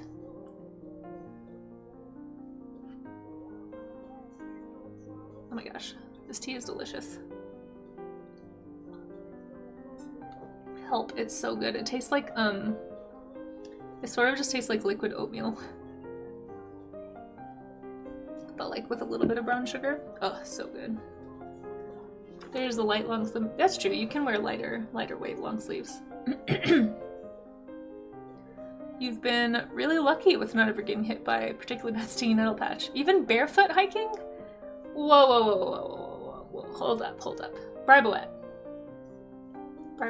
You're gonna tell me you go barefoot hiking? Where, in what part of the country? My first thought, if anybody, so I ran into a barefoot hiker out here in the Rockies one time. I'm not sure if he was aware that all of the mountains out here, especially below 10,000 feet, are absolutely crawling with rattlesnakes. And I was just like, Listen, you are tempting fate here, sir. And it was funny because the whole time he was complaining to me about stickers because he had just come from a farm in Ohio, and he was like, I was thinking about this morning. It's so funny that this is coming up, but I literally was thinking about this morning. And he was like, oh yeah, I was out hiking in Ohio, and I kept seeing these, I was helping out on this farm, and I kept finding these little, he was like doing this, like he didn't know the word for it, and I was like, stickers? He was like, yeah, stickers. That's what we call them here, at least in the southern US. They're like these little burrs, but like tiny ones. I forget the kind of, I wonder if sticker plant. Anyway, and I was like, it took literally every fiber of my being not to be like, well, maybe you wouldn't have trouble with stickers if you would put some shoes on. But it was very funny to me. I'm curious if you have had problems with things like that. Yeah, these are stickers. I don't know what they're really called.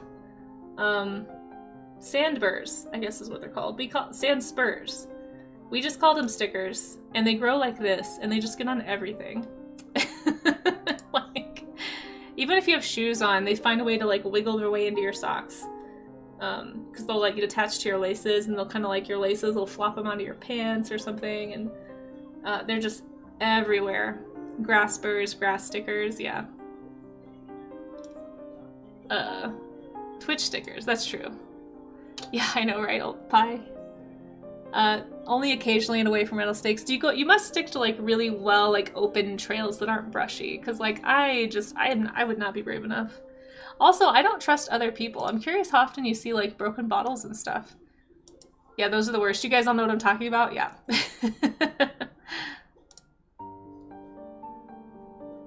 Yeah. Yeah. What do you guys call them? Do you guys call them something else? We call them stickers in Texas. When you were a child, nettles were very important to you. What do you mean by important? But yeah, it's funny. You're only the second person I've ever known who has told me who has gone barefoot hiking. It's just like not something that would occur to me to do. But I also live in a very rocky, like granite rock area, and I feel like you wouldn't last very long on granite rock hiking because your feet would just get so torn up. There's really not even that many dirt paths here because so much of it is rocks. Like if there is dirt, it gets eroded away really fast. But I can see it. I could see it in like maybe like the eastern side of the US. I don't know what part of the country you're in, or if you're even in the US. Maybe you're in a different country where it's super nice trails that are very soft grasses and like dirt paths. But like we really don't have a lot of that in the US. Maybe in the Appalachian Mountains. I could kind of see Shenandoah being a barefoot hiking spot. There's a lot of like fallen leaves and stuff. I'm just too paranoid about ticks, I think. If I'm hiking in a lush area, I am so worried about ticks the entire time.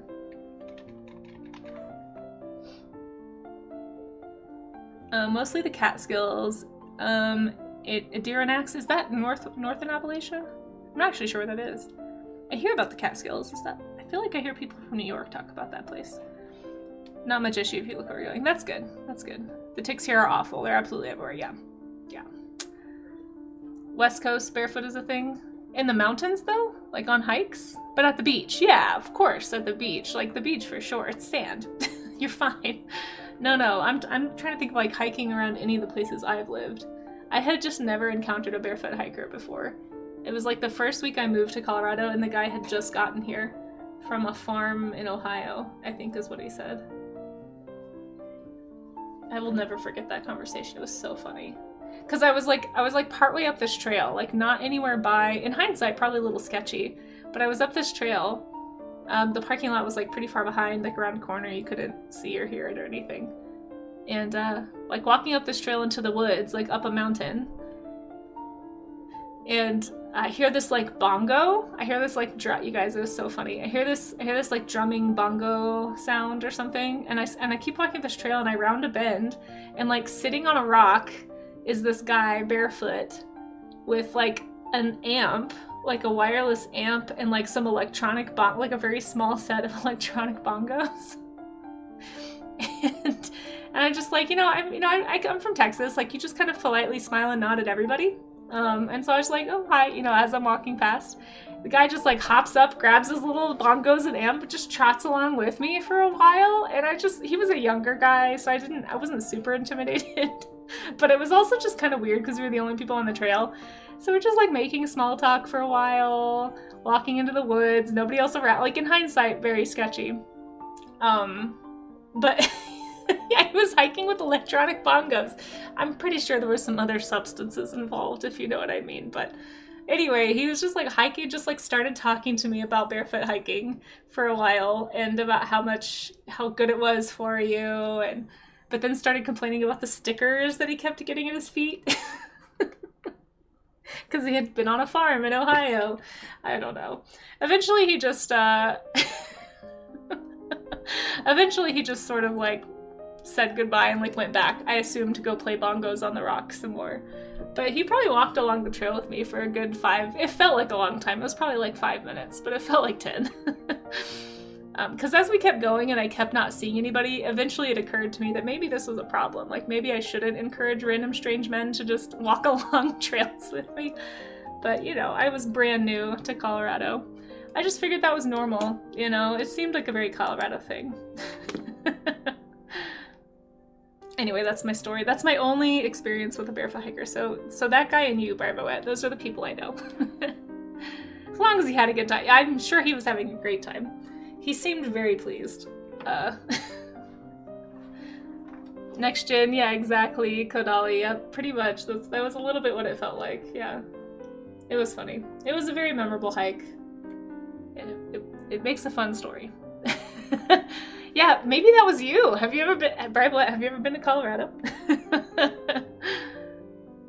Yeah, I'm gonna associate that with you now. Sharing says I was baffled by a 5K half marathoner running barefoot.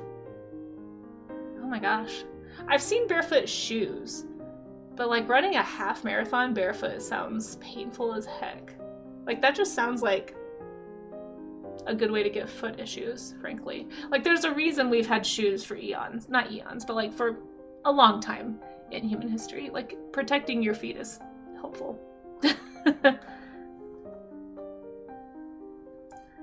Let's see. Don't you have pepper spray? I do now. I don't take it with me as often as I should. But no, at the time I was fresh off the boat, you know.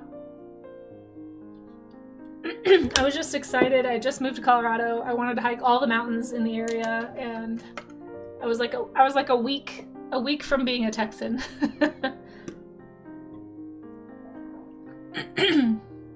If barefoot hiking was a spectrum, you'd say that you're on the other side of that guy. Okay, that's good to know. You don't just pick up your electronic bongos and join random strangers on hikes.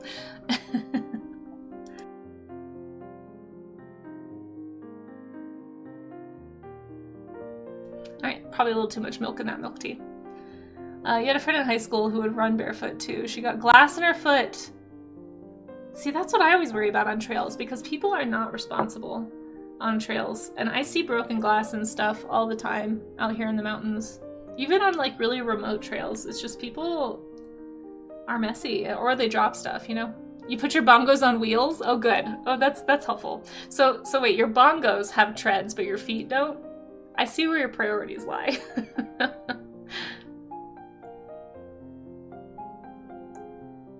You used to be good at walking barefoot as a kid because I did fairly often. Yeah, when I was a kid I walked barefoot a lot. And I still kind of do, but I don't walk barefoot outside really anymore. I've become too aware of like foot diseases. I wouldn't say that I'm like a germaphobe necessarily, but I feel like I've become more aware of like how things happen. And, you know, just like getting a cut on your foot that you don't realize really can expose you to like a ton of infections and like permanent lifelong things that you probably don't want to deal with. And so for me, it's like a risk-benefit cost analysis situation. Sort of the same reason I don't ski or snowboard. It's not that I like hate those ideas. I see the appeal. But for me, I want to hike. I want my knees to work until I'm 80. And I feel like I am greatly lessening the chances of that being my reality if I ski or snowboard.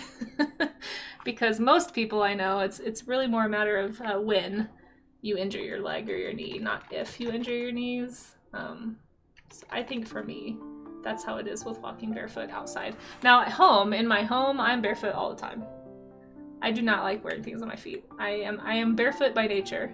I prefer being barefoot, but not outside anymore. Maybe like if I'm just walking out to the, which I probably shouldn't, but if I'm just like taking trash out or something to the curb, I might go barefoot. Yeah, exactly, Barbara. Yeah, skiing is also just really expensive. Like I don't have that kind of discretionary income really. Oh, yeah. Oh my gosh, Kels, welcome in. Hey, you guys, one of the newest Twitch partners here on Twitch, Kels Bells. Oh my gosh, I'm honored to have you here. Welcome in, welcome in. How was your stream? What did you get up to? We're here to push and find yarn, and we're all out of yarn. Oh no, you're here to push, huh? Well, thank you. Are you a part of the faux partner push that's happening? I did tell Turgis that I would officially push for partner if my view count by the end of April is around 60. So we'll see. But you guys, go follow Kels Bells. Thanks for getting that shout out. Kels, what did you get up to? How was your stream? You're all out of yarn, it sounds like. Oh my gosh, these follows. Holy cow, thank you everybody. We're doing a storm study for Earth Day. Happy Earth Day, by the way. I do this thing called the art gym in the mornings where we do studies from observation or reference, and we do like practice art stuff. And then at the end, we kind of show off our studies together on stream. So it's sort of like this interactive draw along thing.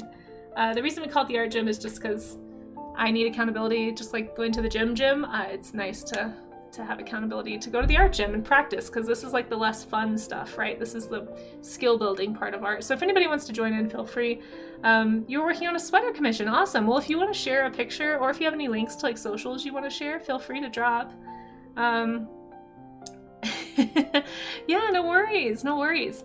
Thank you. Oh my gosh, hold on. To Crash and Craft and Arid and Kels, yeah, thank you for the follow. No worries, Kels. Honestly, I that happens to me all the time, so don't even worry about it. But welcome in, everyone. I guess while I'm waiting to see if there's a link, I can show you what I do in the afternoons, what I do when I'm not doing the art gym streams. Also, I had a hiccup, sorry. This is the kind of stuff, I'm usually actually streaming from my studio in the afternoons, but here in the mornings I work from home right now just because I don't totally trust my studio setup. But we're doing this thing where if my stream at my studio doesn't crash all month, I'm gonna have a stream party in May. So far we're almost through April and it has not crashed, but if you guys want to come back in the afternoons, I stream, here's my schedule. I stream Mondays and Wednesdays in the afternoon. From about 4 p.m. until about 6 or usually about 7 these days. And I do kind of like this kind of stuff, like digital illustration, painting. Sometimes I do traditional media. In fact, somewhere in here there is a sculpture. These are just various pieces. I'm working on my portfolio. I'm trying to get into like kids books, illustration, book covers, graphic novels, that kind of thing. I also do a lot of stickers and stuff. You can see those on my Instagram. Actually, you can buy some if anybody wants to. There's some on Redbubble, and I'm working on a Ko-fi shop right now. I've actually just gotten a printer, and I'm excited to hopefully be able to print some stickers soon to offer for sale. But if anyone wants to follow me on any of those platforms, any artist will tell you that's like the nicest thing you can do for any of us. This is my webcomic Drift, ! Drift if you want to read that. It's on Tapas and Webtoons. Here it is. I need to get some more sculptures on this because I've done more than just this dinosaur, but this is one of the more recent ones I've done here on stream. We're actually going to be doing another sculpting stream next Wednesday on the 30th. That'll be the last stream of the month, and I'll be working on a winged serpent for Year of the Snake. Right, so if anyone wants to come back and hang out for that, I usually sculpt on stream, we paint it on stream, I let chat pick the colors a lot of the times, so that's what I do. But yeah, welcome into my stream. I also do these, Sea Slug Dragons, so we'll be doing this on the first Wednesday of the month next month. So maybe we'll do like a combined Sea Slug Dragon stream party if my stream doesn't crash from the studio, because I had to actually cancel my afternoon streams for about a month because I had so many tech issues, which is, long story short, why I kept telling Science and Turgis and everybody who was very kindly trying to get me to push for partner that I could not push for partner because my stream would crash and I could not keep lurkers. But we'll see. We'll see what happens. Thank you so much again for that raid and bringing your community here. Push it real good. Hey Smikes, how are you? Yeah, we'll see by the end of April. In fact, here, I think the last time I checked my viewer average was 50. So if it comes up to 60, I might actually officially, I told Turgis I would actually make a push if it went up a little bit. But yeah, how's your day, everybody? Happy Earth Day. Did you all hug a tree today? Are you gonna hug a tree? I hope you hug a tree. You totally should. Oh boy. Hold on. I'm behind in chat. Some studies on people that run barefoot with very thin sandals, it's generally very good for their body, but they also generally live a less sedentary life. Yeah, that's true. I have heard about some of that, yeah. She Who Geeks, hello, welcome in. Glued with Gold, hey, how are you? Good to see you. Thank you all for coming. Yarn Pixie, hello. Unstable One, no worries, welcome in anyway. You're a borderline germaphobe that combats the ever-present germaphobe desires by leaving clean messes here and there. That's good. Just TK, hello. Cassidy Weaver, hello. Thank you all for coming on the raid. It's so nice of you to come in and say hi. My name's Casey, in case I missed it. There's a $15 charity day. Oh, for all the poor people who have time to go ski. I mean, that's funny, because that's about what I can afford. That's cool. I don't think there's anywhere like that that does $15 skiing here in Colorado. I know, right? Yeah, I feel like there's a lot of folks that I've messed up on. Hello, Arid. Let's see. I am behind. Hold on, my chat's messed up. Does anyone else's OBS chat keep blacking out? That has been happening to me a lot lately. Welcome to Smikes. Hey, Ricodactylus. Oh boy, partner Casey. Well, not totally.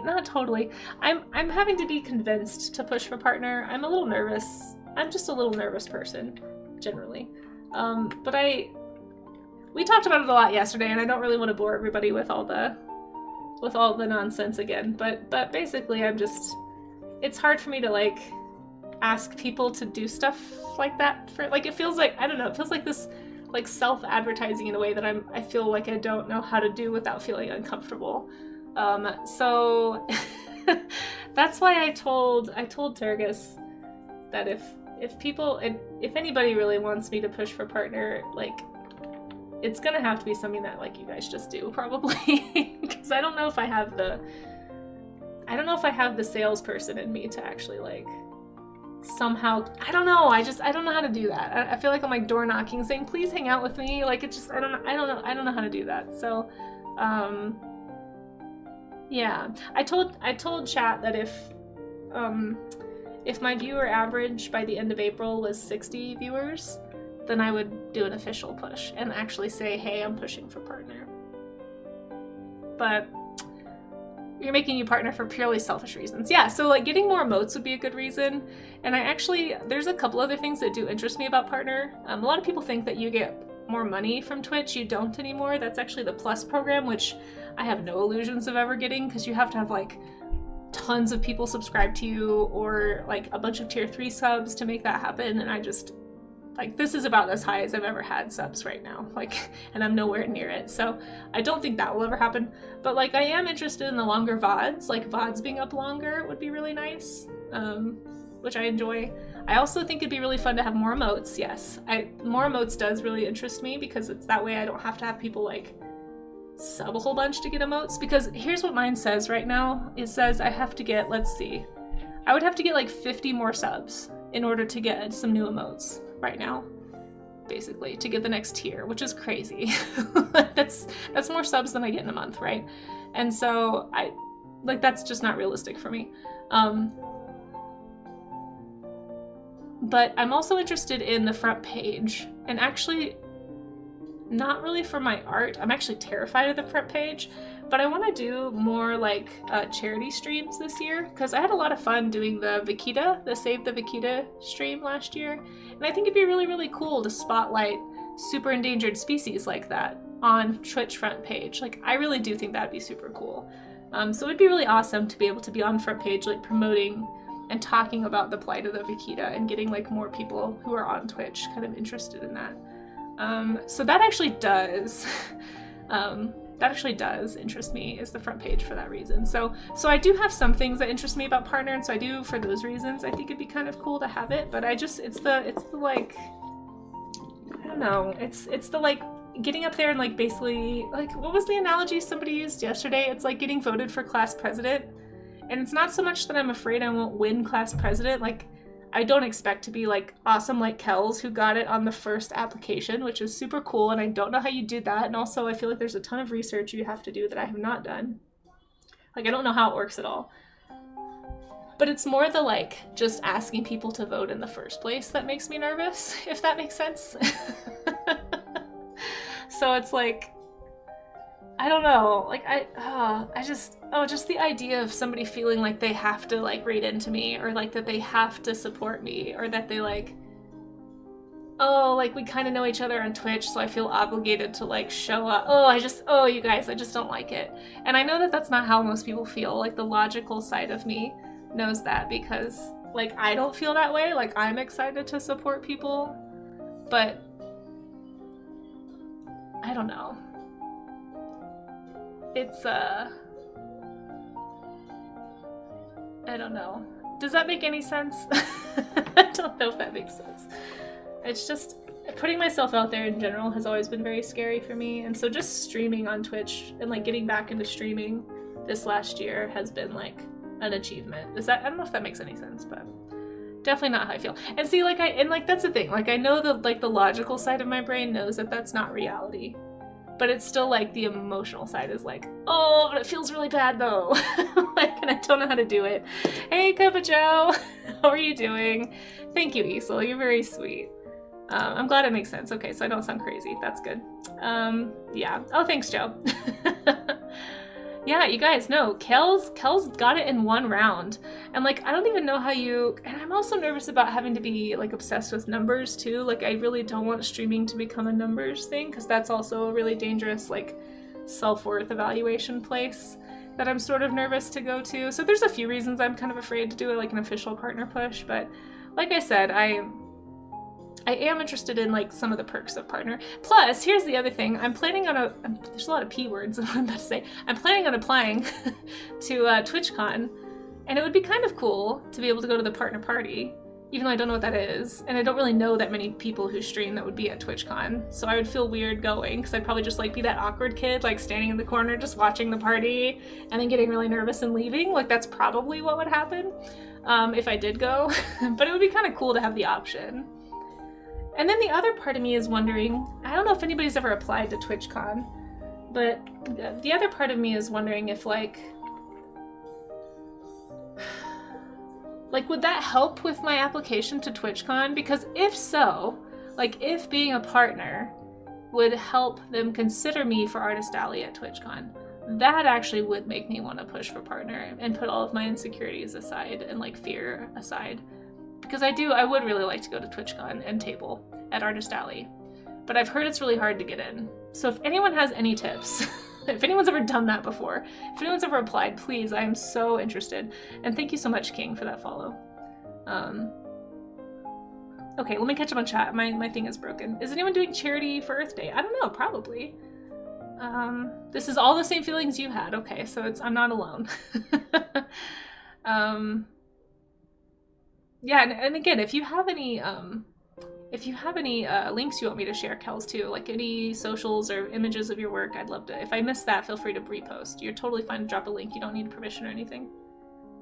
But you also stand, you're filled with crippling self-doubt. Yeah, same, Isol. We should make a crippling self-doubt club. Every artist on the planet would join. Well, most of them. Except for the, like, 5% of artists who have this, like, deep well of self-confidence and, like, ego that I do not understand. Because they also exist. But I feel like that's a small percentage of artists compared to the rest of us who are like, oh, please don't perceive me. Please stop perceiving me. But please also perceive me so that I can live, because I need to make money. So it's this very strange tightrope that we all walk. Joe says, I know I'm crazy loud and silly, but I'm also very bad. It's hard, though. It's hard, Joe. No, it's hard. Speaking of, everybody should also, I mean, you probably already are, because everybody knows Cup of Joe, but you guys should be following Cup of Joe, too. Incredible pixel artist, and just a very fun person to hang out with on stream. Always a good time. Thanks for dropping in, Joe. It's good to see you. You said you wanted a 70 average by the end of 2025. The community did this. See, and I feel like that's, honestly, that's what I hate to put it on people, but if you really want this for me, like, you're just gonna have to lurk on my stream. I'm sorry, like, I don't think I'm a very good self-promoter. It's so hard to be in that place of, like, just asking for stuff is so hard. It feels gross. TwitchCon, yeah, I'd love to go. I have not applied yet to the 2i Pie, no, but I'm planning on it. I know people who weren't partner and were in Artist Alley. Okay. Well, so you don't need it then. I think you could do the Artist Alley without being partner.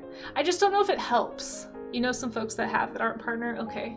The only thing was like, if it could help the application to show that I'm like doing stuff on Twitch. I don't know. Here at the Raiders 5 minutes ago, you just noticed it now. Oh, well, thank you for popping in. I appreciate it. Thank you for hanging out for the raid. We're just chatting. I'm actually doing storm studies for Earth Day right now. I'm mostly just studying like the effects that I'm seeing in the clouds. I kind of might do one more. And then we're going to look into what you guys are doing. So if anyone's not been here before, you're welcome to draw along. Anyone of any skill level is welcome. It's just an accountability study session. We just kind of talk art. We were talking about all kinds of stuff earlier. And just like chat, have some virtual studio time, and do some studies. And if anyone wants to share the studies they make, you can drop them in the Discord. I don't know if I linked this already. But there's an art gym section in the Discord, and you can drop your studies in there, and we'll show them on stream. And if you're a streamer, we'll shout you out, all that kind of stuff. So, being partner would show you're a more known streamer than non-partners. That's kind of what I was wondering. They did for you too. Yeah, it's really the people in my community that are pushing this. Like, I'm not doing this. It's all you guys. I'm cowering in the corner. I've been calling it a partner pull. Like, I'm being pulled toward partner. It's not like, I'm kind of like gripping, you know? It's not really like there's a lot of fear involved. Let's see. You'd rather I don't know what you mean, King. I didn't know. Can you be partnered on YouTube? I have a YouTube. I plan on co-streaming on YouTube in the summer, like probably in June, once my art gym streams get caught up. Because right now I'm posting daily art gym VODs. So if anybody wants a daily warm-up art session like this, those are all getting posted daily over on YouTube. Let's see. Neil has some advice. Look at it as not asking for support, but instead you are providing an opportunity for people to support something that they enjoy being a part of. Neil, but you see, that requires me to give myself credit for something. I don't know if I can do that. It's very hard, but I do appreciate your perspective. I see what you're saying. Yeah. If people want that, literally, like, thank you so much, Kels, for the raid. Thank you to anybody who's lurking. Lurks, as Pyro Kitty's Tavern always says, lurks are love. And I do appreciate that. Yeah, exactly, Isel. That's my reaction too. Yes, of course, Joe. I'm so behind in chat. Hold on. Let's see. I'm in the US. Yes, King, I am. I'm in Colorado. It's not cheap to have a booth, but it's not like Comic-Con expensive. Yeah, so the nice thing about Artist Alley is the booth is actually free. I mean, you do have to pay for booth insurance, like they require that in California, but I think even that's only like $100 and something, which is so much cheaper than most Artist Alley tables, much less booths in any other convention. So that's part of why I really want to go to TwitchCon. I haven't done conventions since 2016. I just did my first one like a month ago. It was a very small show and it got me kind of like practiced again. But I've never done an out-of-state convention. The only reason I'm considering TwitchCon is because it's free. So I wouldn't have to make up the cost of the booth. I would just have to make up cost of travel and the cost of whatever the table insurance is. You think it's 300? Oh, is it? See, okay, so that's a little more normal, would be 300. I'll have to check. I thought the person I asked said it was like 150, but maybe it went up last year. I don't know. I'll ask Debbie Cat. I think she has been to TwitchCon. Or maybe Celestial Bean. I think Celestial Bean's been to TwitchCon. You don't have to pay admission, no, Smike. So when you table or booth at the alley, and I checked this, but typically you get 2 passes. Most of the time you get a pass for the artist and a pass for the booth helper. So I would have 2 passes. And I've got some people who've offered to help man the booth if I do make it in. But yeah, so that's part of your admission. Let's see. Some artists just want to be perceived through their art, but others want their art to be perceived. Yeah, it's tough. I would like to make this my full-time gig eventually, so I do need to be perceived. But yes, it's a partner pool. Danny was horrible at asking for stuff, even now chat. It's hard. It's hard to accept generosity. Like yesterday, like people were randomly giving subs in my channel and I was just like, what is going on? It's very hard. I will say I tend to be a delayed processor. So I typically don't get emotional on Twitch, and maybe that's to my detriment. I think people do tend to like to break the streamer, right? Like I definitely have been shocked, but I think I've only cried on stream one time. And that was because I was going over the 2024 like stream whatever.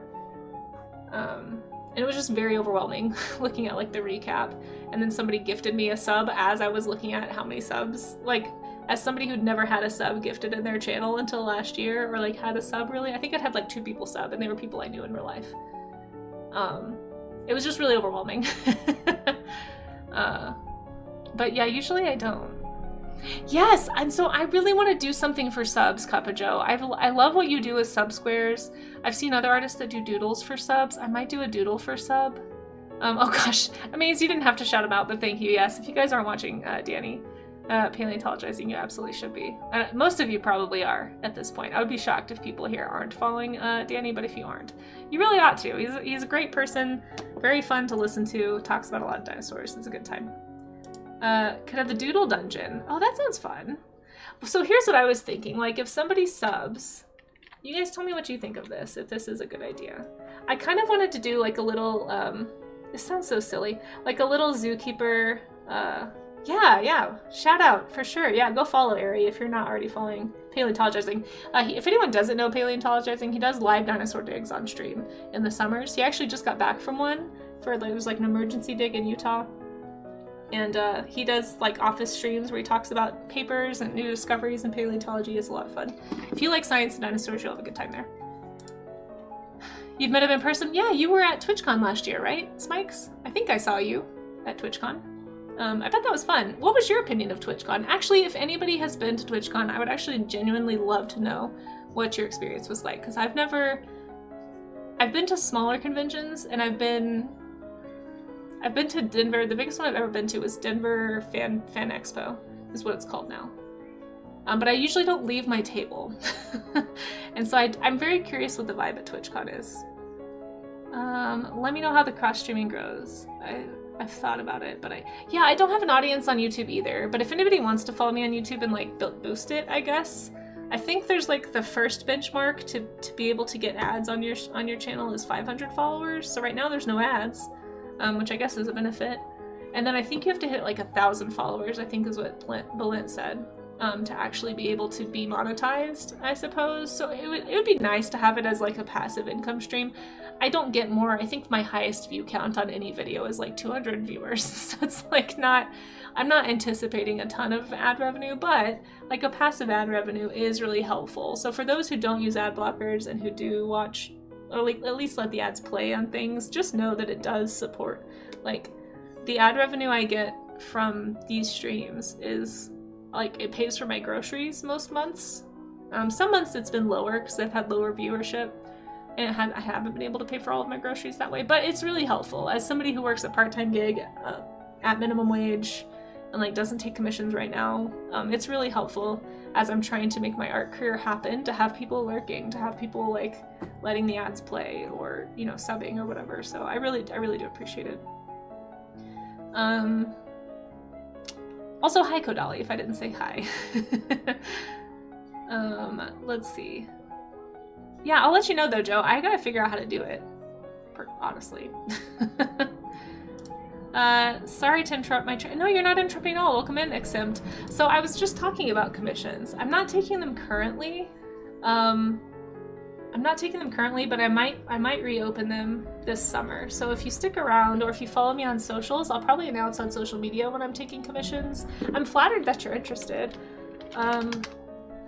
I work a part-time job. So my problem with commissions is if I'm working on commissions, I don't have time to work on like, you know, like this stuff, like stuff that I'm trying to do to like get into the illustration field. And so it's kind of like I'm trying to finish making a few more new pieces, and then I need to finish con prep in case I get accepted into conventions this year. So I need to get some prints made and get some merch done.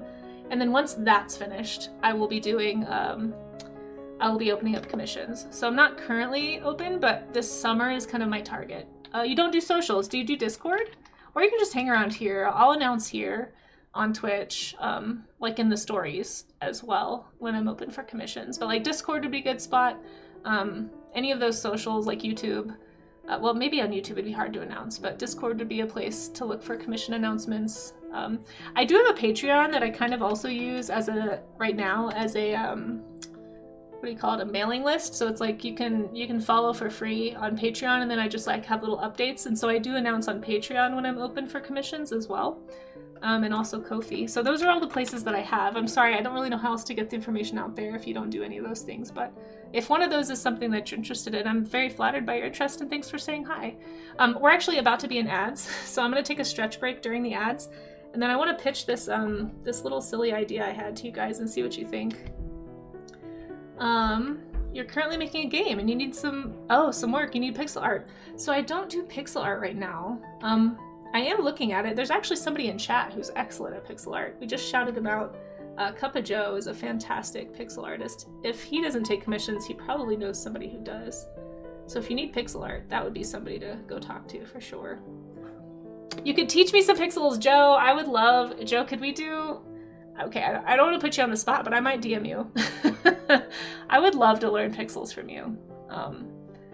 You know a guy. Yeah, there's Cup of Joe right there. Joe, I don't know if you can hear me, but I would love to learn pixels. I do have a sprite ready to go, and I think it'd be super fun. Yeah, I might do that. I might do that. If my studio continues to not crash whenever I'm streaming, I want to do more. I want to do more like stream together things, and I would love to learn if that would be something you're interested in. But since we're in an ad, if anybody can hear the sound of my voice, sorry, I couldn't remember what I was saying. Go ahead and unshrimp yourselves. I like to go walk us through a good posture stretch. So kind of take your shoulder blades and roll them back, push them together, and hold for about 20 seconds. And that's one of my favorite posture stretches. It is unshrimp time, that's right. I wish I could afford to sub to so many people, because Rue, my friend Ingularu, I don't know, she might be at work right now, but she has these awesome unshrimp emotes that I really enjoy. You're on the treadmill, or I do some big stretches. You know what, Joe? You're already doing it. You know, but here's something that I've noticed, even when I'm walking, or even when I'm like driving or doing something more than just sitting, I still notice sometimes I have like a shoulder roll, like even when I'm walking. So if you notice a hunch, you can still, I don't know if are you running on the treadmill and talking? Because if so, you have more skills than I do. But if you're walking on the treadmill, you could still, I do this when I'm walking. It looks very silly when I do it in public. Hey, there's Rue. You're typing somewhere and your ears perked up. Aw, thanks for lurking and listening, Rue. Rue, we're unshrimping, and I love your emotes for the unshrimp. Big power walking and yapping. And send an email? Joe, get out of here. How do you even multitask that much? Yeah. So while I'm walking, I do this too. So pretty much anytime I notice my shoulders rolling forward, I try to, basically you want to try, even while you're walking or driving or sitting or, you know, at work, at the desk, you can always like stop what you're doing, or just as you're doing it, you try to like make your shoulder blades touch. So you can kind of roll your shoulders a few times to loosen them up, and then push your shoulder blades together and hold for 20 seconds, they say. 20 seconds is supposed to be like the minimum for a good muscle stretch. You don't want to do less than that. I used to do 10-second stretches because I'm impatient, and now I'm like, okay, 20. But hold it for like 20 seconds, and you can arch your back while you do this to kind of overcorrect the hunch, like the shrimp, right? So you basically started like this, you're arching your back, and then you're going to relax. So after about 20 seconds of arching your back and pushing your shoulders together, you just kind of relax, and that's going to kind of put you, into a more upright position. So like, whereas I started like this, now I'm like this, right? And so, especially with my shoulders back. And so if you just do that every time you notice your shoulders kind of rolling forward, there you go. Okay, we should be out of ads. Exempt Cup of Joe is a fantastic pixel artist. That's what he's getting at. We shouted him out earlier. You should just follow him. But he also knows a ton of pixel artists here on Twitch, and would be a good one. Sorry, Joe, I totally ruined it, but I was in ads, and I figured Exempt wouldn't be able to hear me. I ruined your joke, I'm sorry. Yes, that is my unshrimping. That's the unshrimping that I enjoy doing, Ari. But it really does help, honestly. Like when I first started doing that, it felt really awkward to sit with my shoulders back. But now this actually feels really natural. It's just more of a matter of muscle memory now for me to like get my body to hold my shoulders. Like, oh, you can hear me. Okay, well I feel dumb. Hi, I'm Casey. I'm not a pro. Did anyone tell you? Did anyone tell you that these are facts right here in the chat? So just so you know, not a pro. Okay, let's just move on. All right. Yeah. All right. I'm gonna draw this cloud now, and that's enough rambling for me. That's enough rambling for now. For me, I should say. For anyone who's been here long enough, you know that the rambles will probably return. But I just like the way these clouds are structured. I wanna study. One of my favorite things is when clouds have these multi-layered things going on. So you've got like all these really brightly colored bits, right, everywhere. And then you've got these like really dark, like clearly in shadow, just like dramatic streaks of clouds. And I just love the way that they look here. So I'm mostly interested in that for this piece. And then I did really want to do one more. It is getting a little bit late in the day, so I probably won't go any longer than noon. But we are going to look at what you guys did too. So if anybody's hanging around waiting for the show and tell, I apologize. We had all kinds of art rambles we had to go on today. It was required art rambles today. Absolutely required. Hey, it's you! It's Hey, we shouted you out earlier, Blue. We were talking about Krita brushes. You guys, Blue made this awesome, or Skittle, however you, or you can call him too. Who was it who did that? Was that Jack? Was that Jack TBP or whatever his name is that did that? Anyway, Skittle has these great brushes, and Skittle actually made me a Krita brush for Drift. Let me see if I have it on this. I may not have downloaded it on this one yet. I think your Drift brush might be needing to be downloaded still on this PC. It's definitely at my studio. Shoot, I wanted to show you guys. Is the Drift brush here? I don't think it is. No, I don't think I did have it. Anyway, he made a Drift brush to basically emulate the brush that I used to make this comic. Here's a page from the comic. So I have this comic called Drift that I'm hoping to pick up again, and I'm trying really hard to separate myself from Photoshop, but right now I'm trying to make Drift in Clip Studio because it's literally designed to make comics, and I really I don't think Clip has the ability to do this, but Skittle was kind enough to basically make this brush for me in Krita. Yeah. And it was really fun. I was watching Skittle actually working in with the Drift brush the other day. It was pretty cool. I'm glad that you're enjoying it. It has some really fun randomness to it, which is part of why I like using it for these like action scenes in Drift, because it just creates these really fun brush strokes that you don't necessarily expect and can make some really fun shapes. And he does a great job in general. Very, very awesome painter in Krita. You would also like to make a comic. Nice, yeah, I want to learn how. I'm trying to teach my Drift. The main purpose of Drift is to teach myself how to make a comic. Because I think I might want to get into graphic novels. I think I might be pulling away a little bit from just like book illustration and more toward graphic novels, but I need to make sure that I know how to make one first. So Drift is a personal project. It's a very silly comic about animals. Well, maybe silly is the wrong word, but it feels, I don't know. It's mostly an excuse to teach me things. Oh, you updated the pack lately and you included the brush. Aw, I'm honored to be. You guys, did you hear that? I made it into a Skittle brush pack. Well, okay, my name did. I didn't actually do anything. Skittle did it all, but that's very flattering. Casey's brush. Aw, I love that. I'll have to go download the latest pack. So did you update? Have you updated the pack quite a bit then? Because I definitely don't want to miss out. Skittle has great brushes on his Krita pack. You guys should all be following Skittle. I don't know if it'll let me shout you out with the fancy shout out again, because we totally shouted you out earlier when we were talking about the brushes, but maybe it's been long enough. Oh, there it goes. It did. Perfect. Yeah, you guys go follow Blue Skittle. Skittle, thanks for popping in. It's good to see you. Yeah. Of course.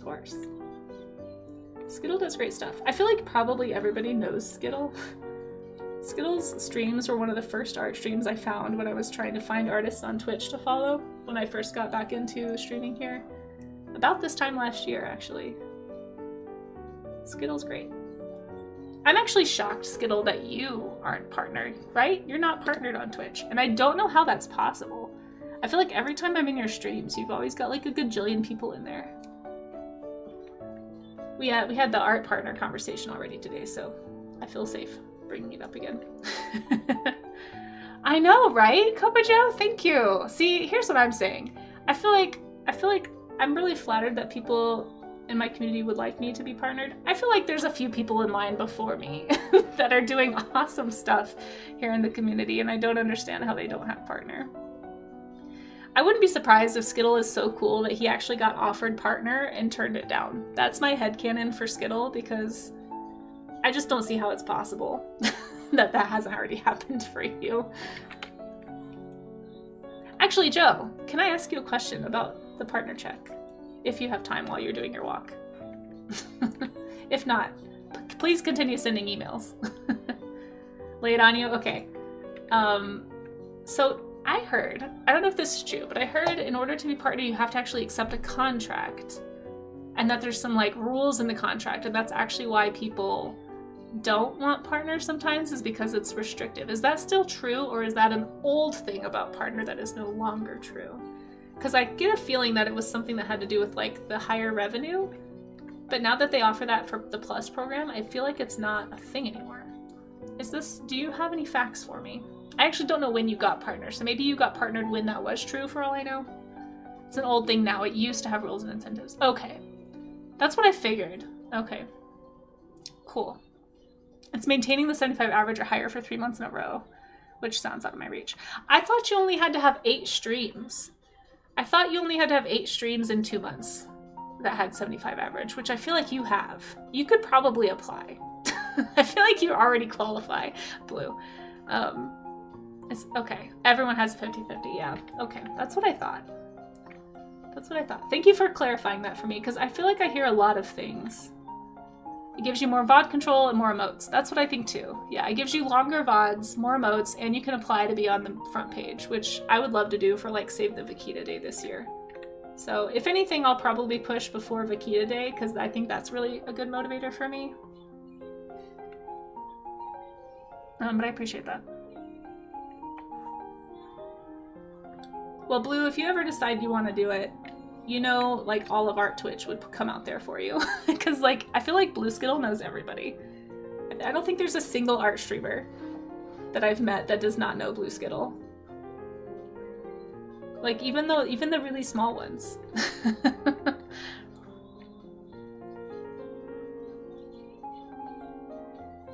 Oh, the friend contract, yeah. You don't know Blue Skittle? What? Everybody click that name up there. Go follow Blue Skittle right now. It's either 8 or 12 streams in a month, but from what I've heard from Twitch staff themselves, if you don't have the average for 3 months or more, then they won't accept you. What? Kel's Bells just raided in. Maybe I'll DM Kel's and ask. Because Kel's only pushed for a month and got partnered just now. Maybe they've gotten more lenient now that raids count, Skittle? I wonder. Kel's Bells just got it though. You're like brand spanking new? Well, you guys should both go follow Blue Skittle. Amazing. Oh, she was pushing for longer.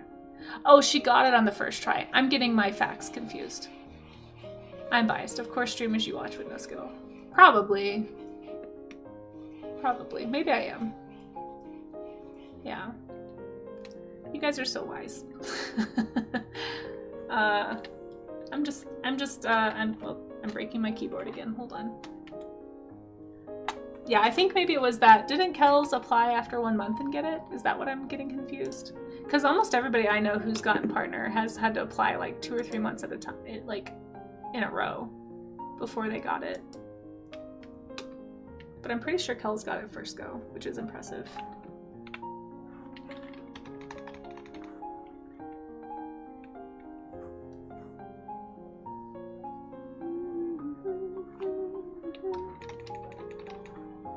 Partner Plus is for 3 months in a row. Yeah, that's if you get the higher revenue split. I have no illusions about ever reaching that. Like, that feels extremely unlikely. I don't even know that many art streamers who have that. Maybe a couple, but it's definitely not that common. What I heard was that if you apply at 1 month as they tell you, you will be rejected. You need to maintain it for longer than that. Okay. So basically Kel's just waited the full time and then got it on the first application. I see. Yeah, base level partner plus is 100, yeah. 100 sub points, which I don't have anywhere close to that number of sub points. I don't even know if I have the partner plus thing, like, or the plus thing on my page. Oh hey, we're like 7 follows away from lying to Twitch, everybody. That's exciting. Thank you all for the follows today, by the way. I don't remember what's on my front page. I should probably know.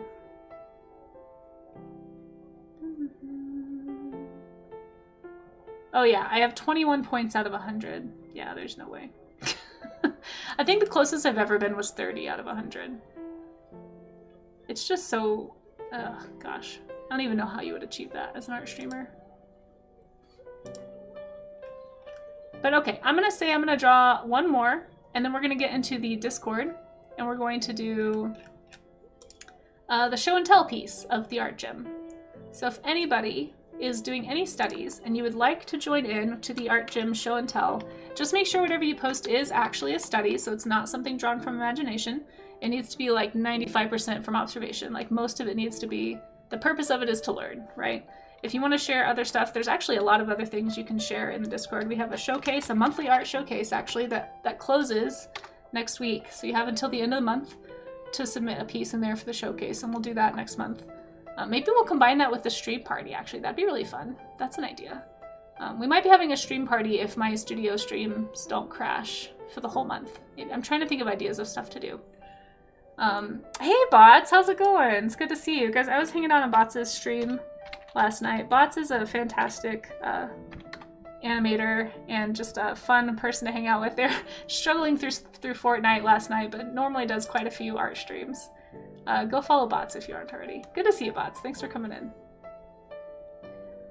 They call it plus level 1 and 2, I think. Yeah, and I think it lasts for a year, is my understanding.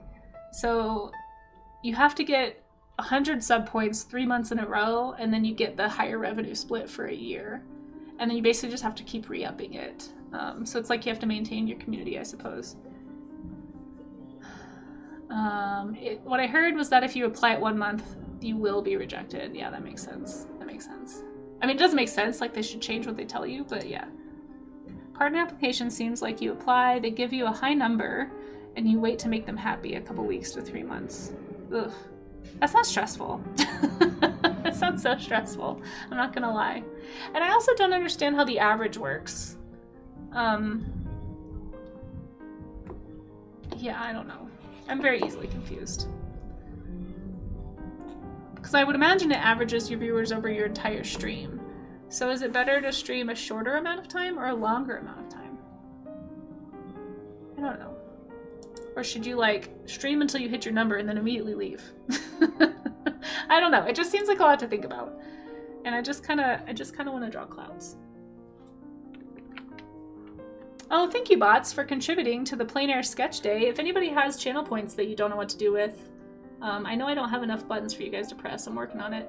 But if you'd like to, you can submit channel points to go toward doing another plein air stream. We did a plein air sketch stream last week that was super fun. You can still see the VOD.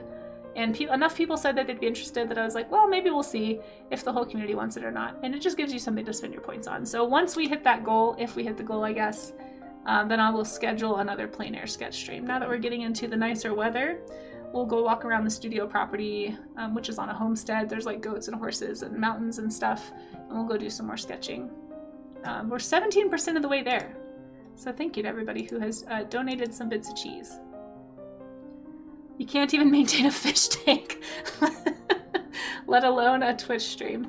It's, yeah, they're both hard. They're both hard to do. Oh, thank you, Jake. Partner that I know who hit it yesterday was going for 16+ hour streams. Holy cow. How do you even stream that long?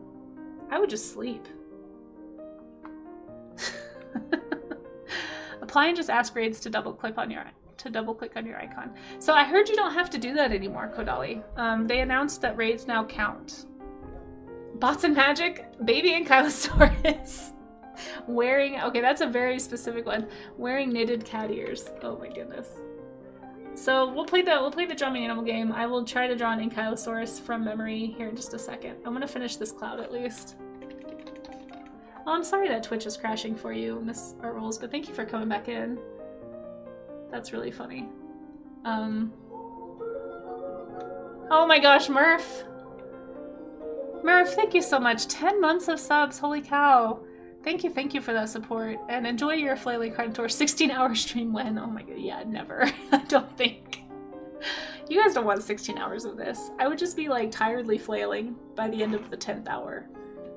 I think that's the longest stream I've ever done was a 10-hour stream. And that was on accident. That was during the 2,000 follower party that we did. And I was doing giveaways and the giveaways kept happening because they kept, I think it was like every half hour and stuff kept happening that made them like stack up and it just like kept going. I'll have to figure out a better way to do that if we do that again. But we will do some giveaways in May if we don't have any stream crashes from the studio. So far this month there have been no stream crashes, which is great, which means I can start doing like co-streams and stuff again.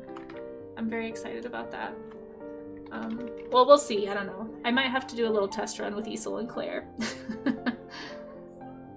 And do like an oil painting stream where I fumble and potentially crash, but yeah, it'd be nice to be able to rely on my connection again. But thank you, Murph, for your enthusiasm. I don't know about 16 hours. Maybe 16 hours over 3 streams. Maybe we can do that. The raid numbers count, so you don't have to remove the raid referral links anymore. Yeah, it's a lot easier now, I think, because people can just keep lurking. You don't have to like summon lurkers out of lurk. Yeah, thank you. I saw that you replied. I haven't had a chance to reply yet, but I appreciate you. Yeah, if we do a little test stream or something again, Isla, I may just pick your brain about some of those other things I was asking about if you had time for that. It's been so busy. I haven't had a chance to like reply yet, but hopefully today I can get caught up. It's like the first day in a week I haven't had like multiple things going on. You just got upgraded to gigabyte internet. Nice. And you can multi-stream and everything with no issues. That's great. Yeah, my internet's actually excellent right now. It's the best it's ever been at the studio. Oh, thank you, Exim, so much for that follow. I really appreciate that. It's very sweet of you. We're now 6 follows away from lying to Twitch about how many follows I have. Let's see. Yeah, hopefully we can get it set up. I'll talk to Claire too and see if we can pick a day.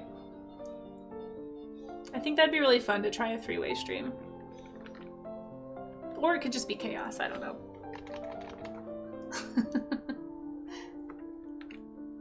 It'll be a hoot, as our good friend Easel would say. Okay, let me pause on this and do the drawing animal.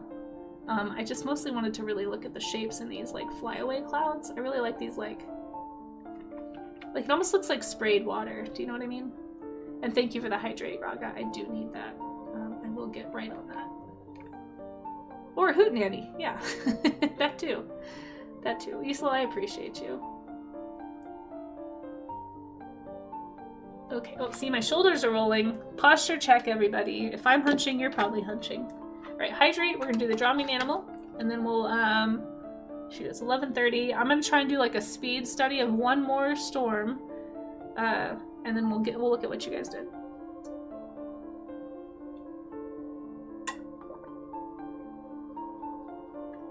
Okay, there we go. Or Hoot and Dinger. Oh, fancy. Alright, so for anybody who has not been here for a Draw Me an Animal before, this is a game we play about every half hour or so, where I have to guess what an animal looks like based on the name. I can't look up any, no hints in chat, I can't look at any reference. The animal that has been requested is a very specific one. Let's see, let me write it down, make sure I spell it right. I'm always worried about spelling it right.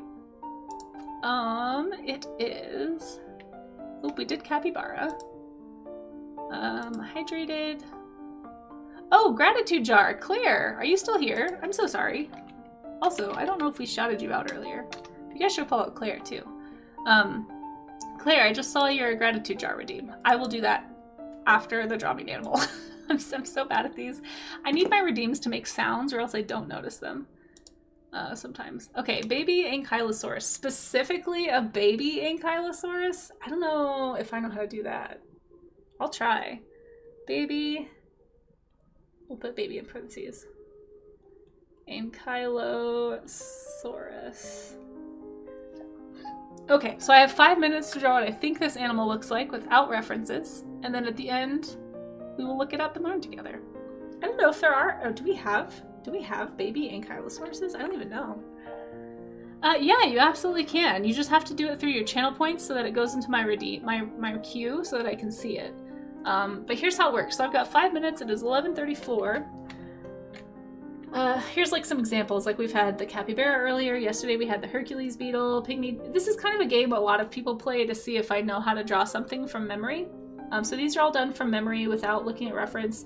Sometimes I get closer than others. Like this one I was very far off. I just drew the wrong type of sea turtle. This one I was very far off. But sometimes I'm close and sometimes I don't know at all. So let's see. Baby Ankylosaurus, 5 minutes. Yep, the 5K redeem. So you can get channel points for lurking, for following, for raid, if like hanging out through a raid, and I think you get double channel points if you're subbed or something. I don't know. Does Turbo get that? Does anyone who have Turbo know? Do you get extra channel points if you are like have a Turbo thing, or is it just no ads with Turbo? Okay, baby Ankylosaurus in 5 minutes. Let's see what we can do. I don't actually remember what Ankylosaurus looks like. I'm not gonna lie. I feel like they have little beaks and they have little like jugal horns here on their cheeks, but I don't know how many. So I'm just gonna say this is what an Ankylosaurus looks like, maybe. And it's a baby, so it's just little. Just a little guy. They've got all these osteoderms on their back, these big like bony plate structures coming out of the skin. I think Ankylosaurus has a little club on the tail. Can't remember if that's a Nodosaurus thing or an Ankylosaurus thing. Just little feets.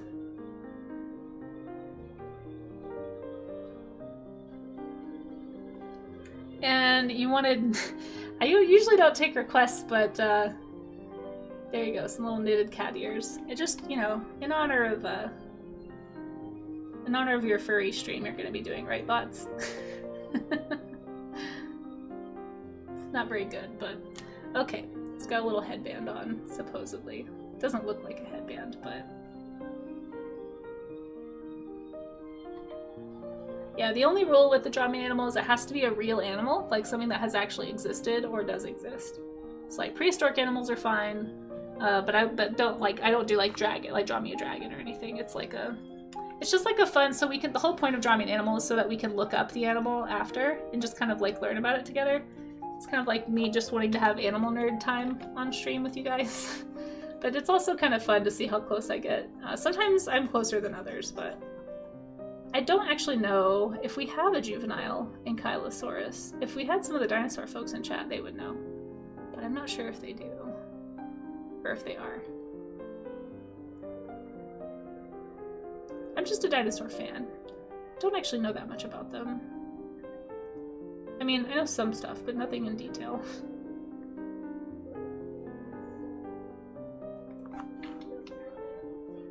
Screaming up. There we go. Okay.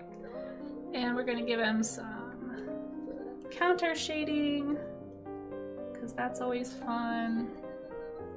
Gonna give him some... It's not confirmed, but supposedly a turbo view pays out as if the viewer has seen the full 3 minutes of ads each time. Oh, even if they would have actually gotten 30 seconds or fewer. Okay, that's good to know. Skittle, you know so many things. I appreciate your knowledge of things. It is so helpful to know somebody who knows things. Okay, we're gonna do it this way, actually. Then we're gonna do some spikes. I bet if it's a baby, it probably doesn't have this highly developed amount of spikes, but we're just gonna do it.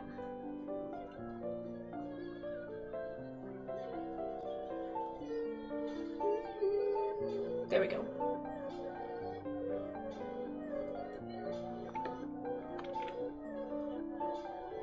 Ah, need a better color here.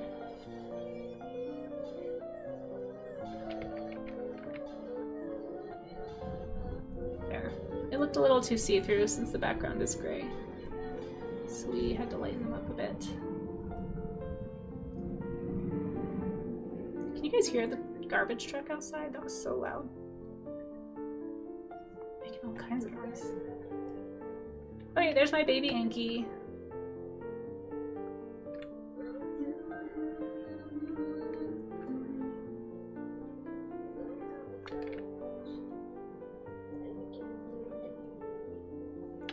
Okay. He loves you. See? Alright, that was about 5 minutes. So let's look up and see. Look up smoothie chaos theory. Why am I afraid? 2 ankylosaur baby teeth and an impression, but no fossils. See, Murph, I knew somebody in chat would know. Thank you, Murph.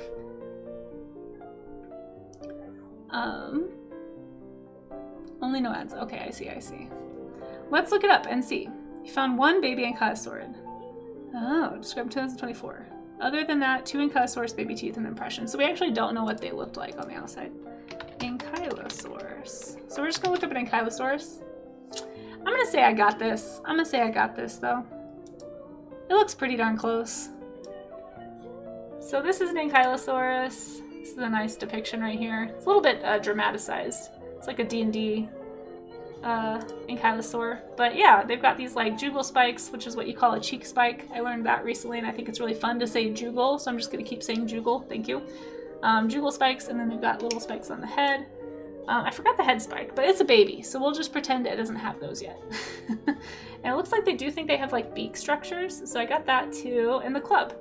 I'm gonna say I got this one. That's a baby ankylosaurus. Let's learn about it. Let's learn about it. This is the fun part. We get to go learn about it together. Here's a very cool cast of an ankylosaurus skull. Fossilized skull cast. That's awesome. It's an armored dinosaur. It's found in Western North America, making it among the last of the non-avian dinosaurs. It was named by Barnum Brown, very famous paleontologist. The generic name means fused or bent lizard. That's kind of sad. You basically had me draw... oh, I see. I kind of figured it was a specific character, yeah. And sometimes people use it that way. That's okay. Estimated to have weighed between 5 and 8 short tons. Wait, what's a short ton? A short ton versus a, like what, long tongue? I don't actually know anything about that. Front part of the jaws was covered in a beak with rows of small leaf-shaped teeth farther behind. Covered in armored plates, aka osteoderms, with bony half rings covering the neck. Oh, I don't know if I got the bony half rings. They're so cool though. Here's the holotype, which I think means like the first one ever found, or like the kind of the ideal specimen, I suppose. Very cool. Look at these things. You guys, armored dinosaurs are so much fun. Look how big they are too. Look at them. So I learned recently about this other type of ankylosaur I had never heard of before. I think it's called Perconodon. They think it's like a giant ankylosaur. They found the teeth. That's all they have. And, oh my gosh, a raid! Hey, Diana the Ashen, hello, hello! It's good to see you. Thanks for coming in. We just finished a Draw Me an Animal game. Somebody asked for a baby ankylosaurus with cat ears. We're actually doing storm studies for Earth Day, but we're taking a little detour here to do some some study, or to do some Draw Me an Animal game. Yeah, we were looking at the ankylosaur.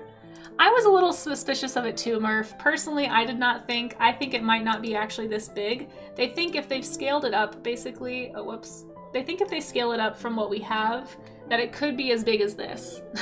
Which I love this. I love that this just says big ankylosaur. It's amazing. But it has these giant teeth, right? But I kind of also think it might be a Dunkleosteus sort of a situation. Are you guys familiar with that creature? And thank you for that follow. Sorry, Swedish, we are nerding out hardcore about dinosaurs right now. But Diana, if you have any art you want to share, please drop it in the chat. I would love to show it off on stream. I was looking on Diana earlier and was really enjoying the drawing that they were doing. oh shoot, wait, hold on. What was I about to show you guys? Oh, Dunkel, yeah, Dunkel, yeah. I think you say Dunkelosteus, I think that's how you say it. So this one got a downgrade recently. It's got this massive head. And so everybody was basically like, oh, it's gonna be like this massive like shark thing. And they basically shortened it recently. So, shortened.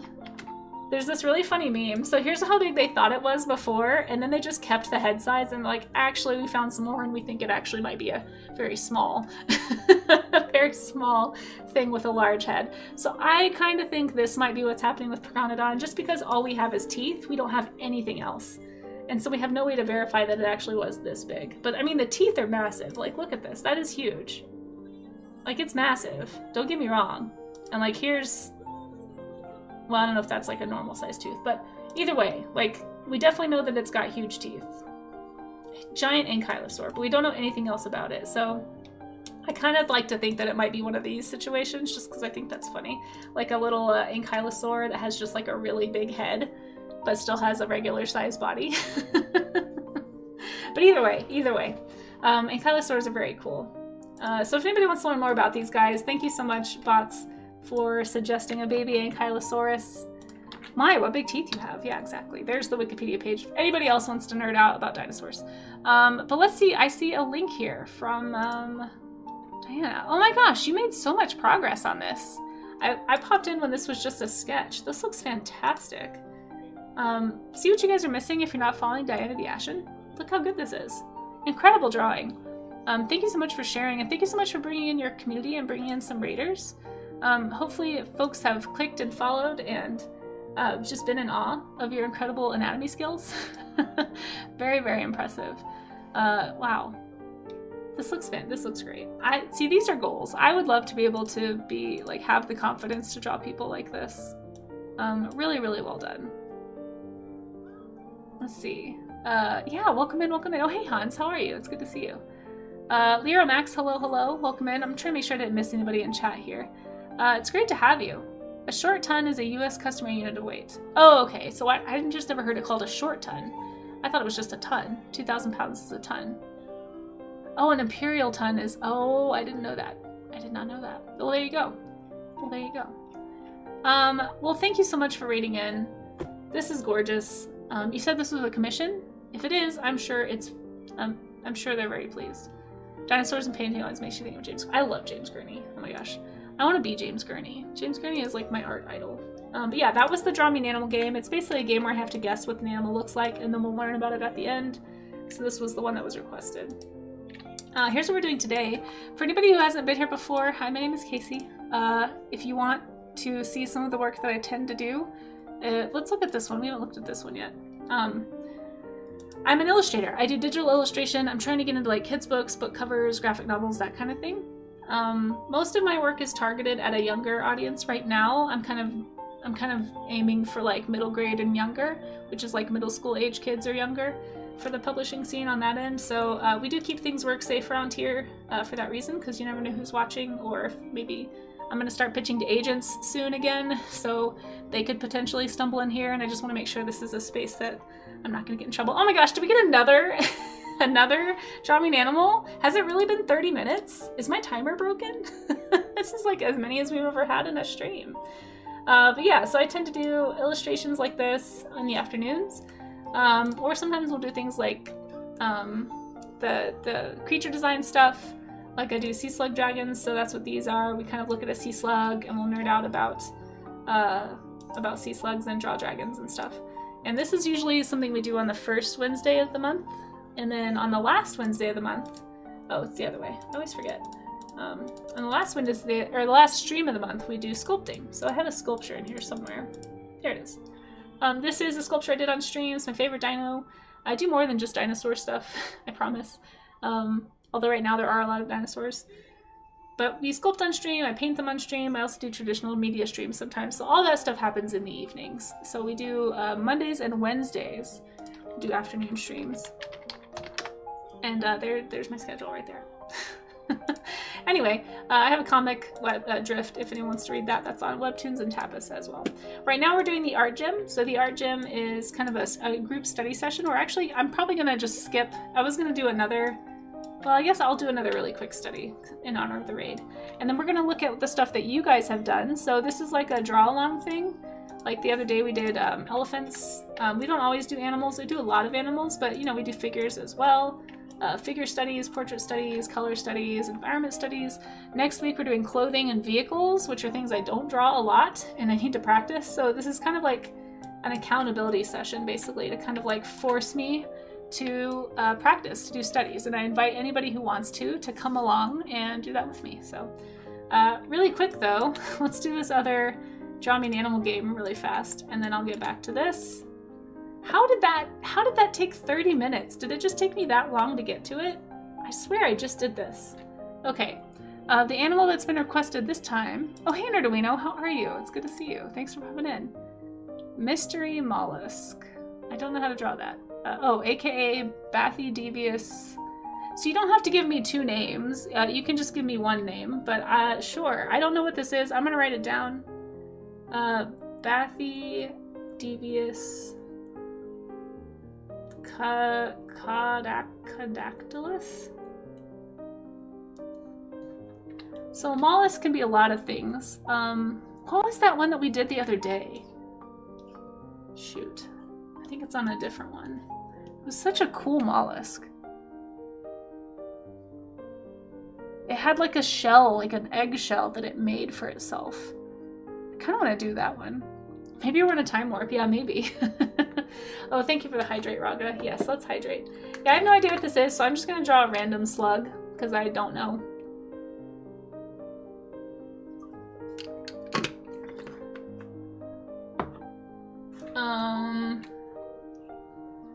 But yeah, the way this works is somebody in chat can submit the name of an animal. My only rule is it has to be a real animal, so either one that previously existed, like an extinct animal, or currently alive, or extant animal.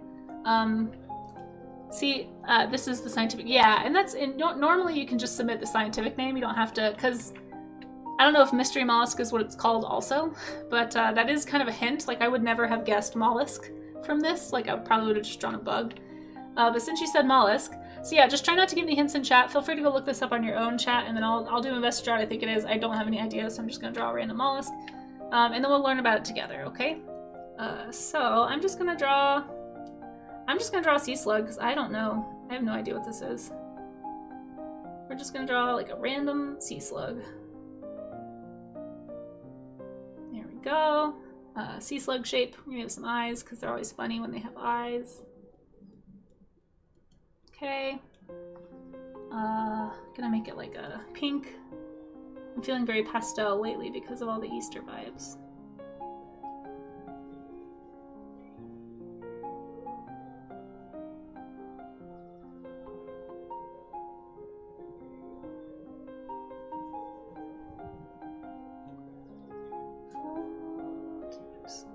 Okay. Yeah, this is my mollusk. I don't know, but I like sea slugs, so I'm drawing one. But yeah, this is why if it has a common name, I always recommend the common name, because oftentimes the scientific name is not, I don't really know how to parse those out. Half the time they're just named after the person who found them, so it doesn't really help me. So yeah, that's my guess at this mystery mollusk. We're gonna go look it up here and learn about it. There we go. That's my guess. Are you talking about, yes, the Argonaut. Thank you. Yes. Oh my gosh, the thing was so cool. Guys, look up an Argonaut right now if you've never heard of it. It's so cool. So cool. It makes its own shell to brood its young in. Yeah. Yeah. Oh my gosh, I'd never heard of one before and it blew my mind. Okay, let's go look this up. And then we're gonna go look at, oh wait, I have to do the gratitude jar too. Devious, I can't even read my own handwriting, it's so bad. Caudactylus.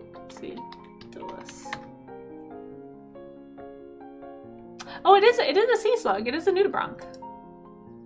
Actually, I think I've done this one before. It looks very similar to a sea angel or a sea butterfly.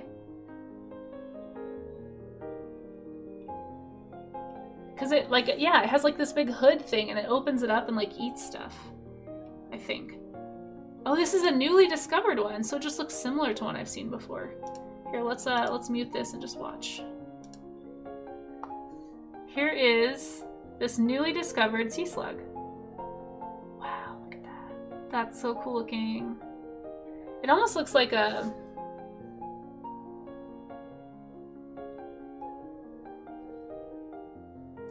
It's got a lot of very similar features to like some sea slugs that I've seen, but then also kind of has like a nautilus sort of a feeling to it. Oh, look how big it is, actually. That's pretty big for a sea slug. Oh, it swam into the trap. They caught one. Look at that. That's really cool. It almost has like a squid shape. Look at that glowing red orb in the middle. That's got to be like its organs or something. This is really cool.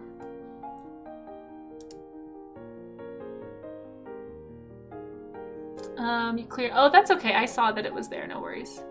So interesting. Look at this thing. Sadly, not that kind of mollusk. Yeah. No worries. Yeah, it kind of does. It has like nautilus shape. Like, look at the way it's like the way it swims, especially, is very nautilusy. So this is a really long video. It looks like they kind of go into what they learn about it and stuff too, which is cool. I'm not gonna watch the whole thing, but if you guys want to watch it yourself. Since this is a brand new creature, it probably doesn't really have a very robust Wikipedia page. It's Jean Jacket? Wait, what? How are you doing, Just Watching Jake? Yeah, I'm gonna have to watch that later. I don't think... Oh, they do have a Wikipedia page already. Man, sea slug community on it.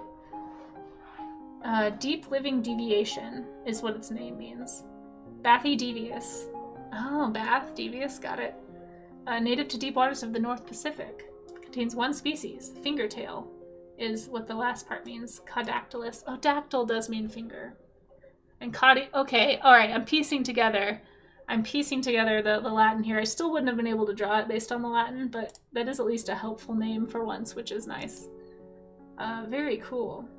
It appears to neither sink nor rise when suspended in water, suggesting it has a density roughly equivalent to that of seawater. It is bioluminescent. That's cool. That's really cool, actually. Well, very cool. Actually, there's quite a bit of information on this thing for a newly discovered species just as of a few months ago. So if anybody wants to read about it, there you go. Really quick, I'm going to do the gratitude jar. Ooh, sorry, I just like bumped everything. I have it right here for anybody who's not been around for a gratitude jar redeem before. I don't know why my camera keeps like changing the lighting. But this is my gratitude jar. Basically, throughout the year, I will write down something I'm grateful for on a little slip of paper. I will date the slip of paper and stick it in here. And my tradition, my habit is to open up the gratitude jar and read everything in the jar on New Year's Eve. So everything that goes in here is like a future, it's just like a future present to myself, I guess, in a way. But it's a way to reflect on the year in a positive way. Especially, I know a lot of us are having a really tough year this year. I highly recommend doing something like this if you want to kind of retrain your brain to focus on positivity. I think it helps with stress, it helps with just like mental well-being, to try and remember the good things that we have. Also, since we're here, you guys can look at my duck. Hold on. Look at this duck. It's so cute. I don't remember where I got this little pencil topper, but I really like it. So I want you guys to look at the duck. He scoots across the screen. He's so sweet. Anyway, it's my gratitude jar duck. It is 4/22/25, and I am grateful. What am I grateful for? What's going in the gratitude jar? So I am grateful. So I already did the Easter. Got to spend time with friends at Easter. Did that one yesterday. Grateful for a lot of things. Let's see. I've had some health goals, I'll say, just to be vague. Some health goals that I've been working on that are moving in like things are going in a good direction. So I'm gonna say that. Health is going in a positive direction. I'm not quite where I need to be on some stuff, but I'm working on it. And yeah, something to be grateful for is that I am seeing good progress. So it doesn't have to be like anything huge. Like it doesn't have to be a huge life-changing event. I've got some in here that are just like, got a good night's sleep. You know, it can be very simple, but the idea is that you save your gratitude slips in the jar, and then I like to wait until New Year's Eve to open up the jar, and then I'll read that as I say goodbye to 2025. I actually did that on stream last year, and yeah, it was kind of fun. So we might see if we'll do it again this year. Okay. Unfortunately, it is almost noon, and I do actually need to probably get going. I was gonna do one more study, but I think I'm just gonna call it here, unfortunately. Keep forgetting to set up a gratitude jar. Such a good. Oh, I'm glad that you like it. I think it's really helpful. It does wonders for me, I will say. Especially I've had a few years in the past few years have been particularly hard for various reasons. And it's been really nice to have something to like reflect positively back on. Oh, real quick, because I don't think we did yet, but you guys should go follow Nerduino. I see you there in chat, Nerduino. Thank you for hanging out.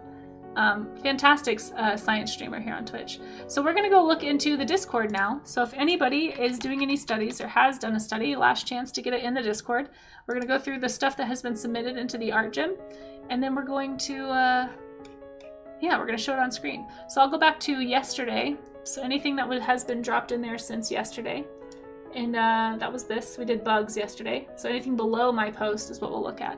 And then, oh no, it's fine. I want people to know about what you're doing because you do great stuff. Are you gonna be streaming tonight for the meteor shower? Let us know. But yeah, the way the art gym works, guys, is that I will show everything that has been posted as long as it's work safe here in the art gym. If you're not doing a study, don't put it in the art gym. Put it in either art share or the art showcase if it's a piece you're really proud of. We do that at the first of the month. We do a showcase every month. Feel free to go check that out. Oh look, Anime's got you one too, just for good measure. Thank you, Hans. I appreciate that. This username did not exist. Hello. Radiant Presence Casey. No, oh my gosh, this is far too many accolades already. I'm not even like a sentence into this paragraph. But you know what? I appreciate your very kind words. Username, you're very sweet. Very, very kind. That's far too much credit to give me, but you're very kind. You made yourself a gratitude jar. Zenith, did you really? Oh my gosh, I love that. That makes me so happy. It makes me so happy.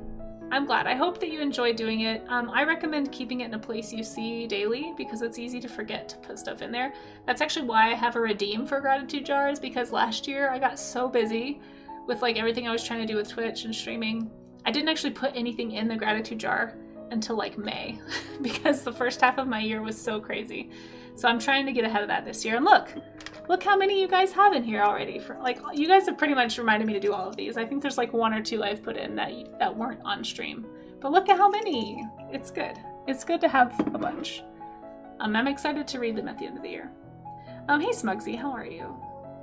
You be on an 8 Pacific. Excellent. Earth Day special. Perfect. Hey Dan the BC Man. Good to see you. Thanks for dropping in. Let's get into the Discord. Okay. So here's what we did yesterday was bugs. So we have this one from Ox Machina. I'm not sure if Ox is still here. But this is gorgeous. This is really, the lighting on this is super pretty too. Really, really nice study. Really nice textures study as well. I can see you're really looking closely at like the unique little like feathering and fluffy like hairs that you find on these winged insects. Also just like the veins, honestly. Details in the wings of insects are so mind-boggling. This looks really, really nice. Great job with the lighting. Lovely drawing. Thank you so much for sharing. Love to see it. Love to see it. Where's the Carnotaur? There we go. Boink. Oh, it didn't take it. What the heck? Boink. Aw, it's not letting me react. Do you guys see that? What's going on? Kind of bummed. Alright, well I guess I can't react with- oh wait, it's already there! I'm just dumb. Don't mind me. Okay. Perfect. HDMZ. These look fantastic. Lovely, lovely studies. Really, really great job. Holy cow. Oh, and thank you for getting that shout out, Rue, for HDMZ. Guys, if you're not following HDMZ, HDMZ is also an art streamer here on Twitch. These look so good. You love the colors, right? I know. The shine on this ladybug is fantastic. Also, HDMZ. I don't know if you're still in here, but Gorgeous stuff. Really nice structural drawing here. I love this one, this like spider. That wasp. I know, it's like that, something so sinister about like a slender midsection between the thorax and the abdomen, right? It definitely, it looks so flexible. It looks like they could bend it in any direction to get you. That's what I'm gonna say. Yeah, but the shine on the ladybug is beautiful. And just the structural drawings here, really nice contour drawings here, trying to get the like really cylindrical shape of the branch too. We've been talking about that a lot, but whenever you're working on studies, it's a really good idea to try and think about the three-dimensionalness of what you're looking at, right? If you can remember that what you're drawing is not a series of flat lines, but it's actually a three-dimensional object, it's especially easy to do that when you are drawing from two-dimensional reference. So the more you can break away from that and try and remember that what you're drawing has dimension, has value, has structure. It's not just copy this line, copy that line. Doing the latter is not going to help you. Doing the former of studying and thinking about dimension is going to help you in the long run, because when you go to draw from imagination, you'll be able to think about what you're drawing as having structure and having form and having life and existing in a space, right? And so that's really helpful. So well done there. Let's see if I can do a reaction this time. Yay! Beautiful. These look so good. Thank you, HDMZ. Oh, and here we have one from Dally. I don't know if Dally is still here, but Dally, these look amazing. Lovely. I wonder if there's like a storm cloud. Storm? No. Cloud? Yeah. Super cool. Oh, I love the texture in the study. So this is a great example of a study where you're not trying to copy the line. You're not trying to copy the image. So Dahlia, this is a great example. Hopefully this helps people understand what I mean when I say you're trying to learn from the image. You're not trying to copy the image. So as you can see, Dahlia used like very heavy hatching to kind of get the value and the texture into the clouds here. But you can tell, like, still drawn from reference, like still a study, still looking at like the perspective of everything, the values of everything, but just not focusing on the copying so much as the learning. This is a great example. And Dally is a fantastic artist if you're not already following Dally. I know they're on kind of like a stream hiatus right now, but they may come back someday, so follow and get ahead of that so you don't miss anything. Really, really lovely. Dally works professionally in the industry, and it shows. It's very, very skilled. Well done, Dally. These look awesome. I love the texture of these clouds. I love like a hatchy, scribbly texture. It's so much fun. So fun to look at. Thank you so much for sharing and for inspiring us with your study. And here we have one from Amaze, Amazing Fan 15. Ooh, nice job, Amaze, with the like painty effects. We don't often get painty Amaze. I feel like we have a special honor today. These look great, Amaze. If you guys aren't following Amazing Fan 15, make sure that you also follow Amaze. He does really, really great comic work, character design, animation. Has been doing a ton of animation on stream lately. Really, really nice movement. Like this almost looks more three-dimensional than the actual image. So like, well done, really trying to get those three-dimensional forms in. Fantastic stuff, Amaze. Really, really good job with the blending and stuff too. Mega congrats. So make sure you guys are following Amaze. If you didn't know that Amazing Fan 15 streams, well, he does, and you can go watch him, and you can be in awe. We're also gonna find a cloud. Cloud. Blink. Layering of the colors was tricky. I think you did a great job, though. It looks really, really good. Nice job challenging yourself and pushing yourself. That's kind of the point, you know? I think you really rose to the challenge and did a great job. Well done. Well done. Really great textures, too. All right, moving on to Yangularu, who's here in the chat, who also streams. Rue, good to see ya, and thanks for doing some studies. This is a fig plant study. I already love it, I can tell. We're gonna zoom it in.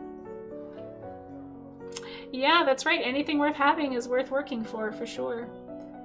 Rue, these look great. I love the careful attention to detail. Not just in the figs, but also in the leaves. And you did such a good job. This is so hard, this like foreshortened underside angle of a fig leaf, and it reads perfectly. This is beautiful. Love the way that you do structure your drawings. Of course, lovely colors. I love the way you kind of splash your colors in. You have such a distinctive coloring style. I know, the leaves are super interesting, yeah.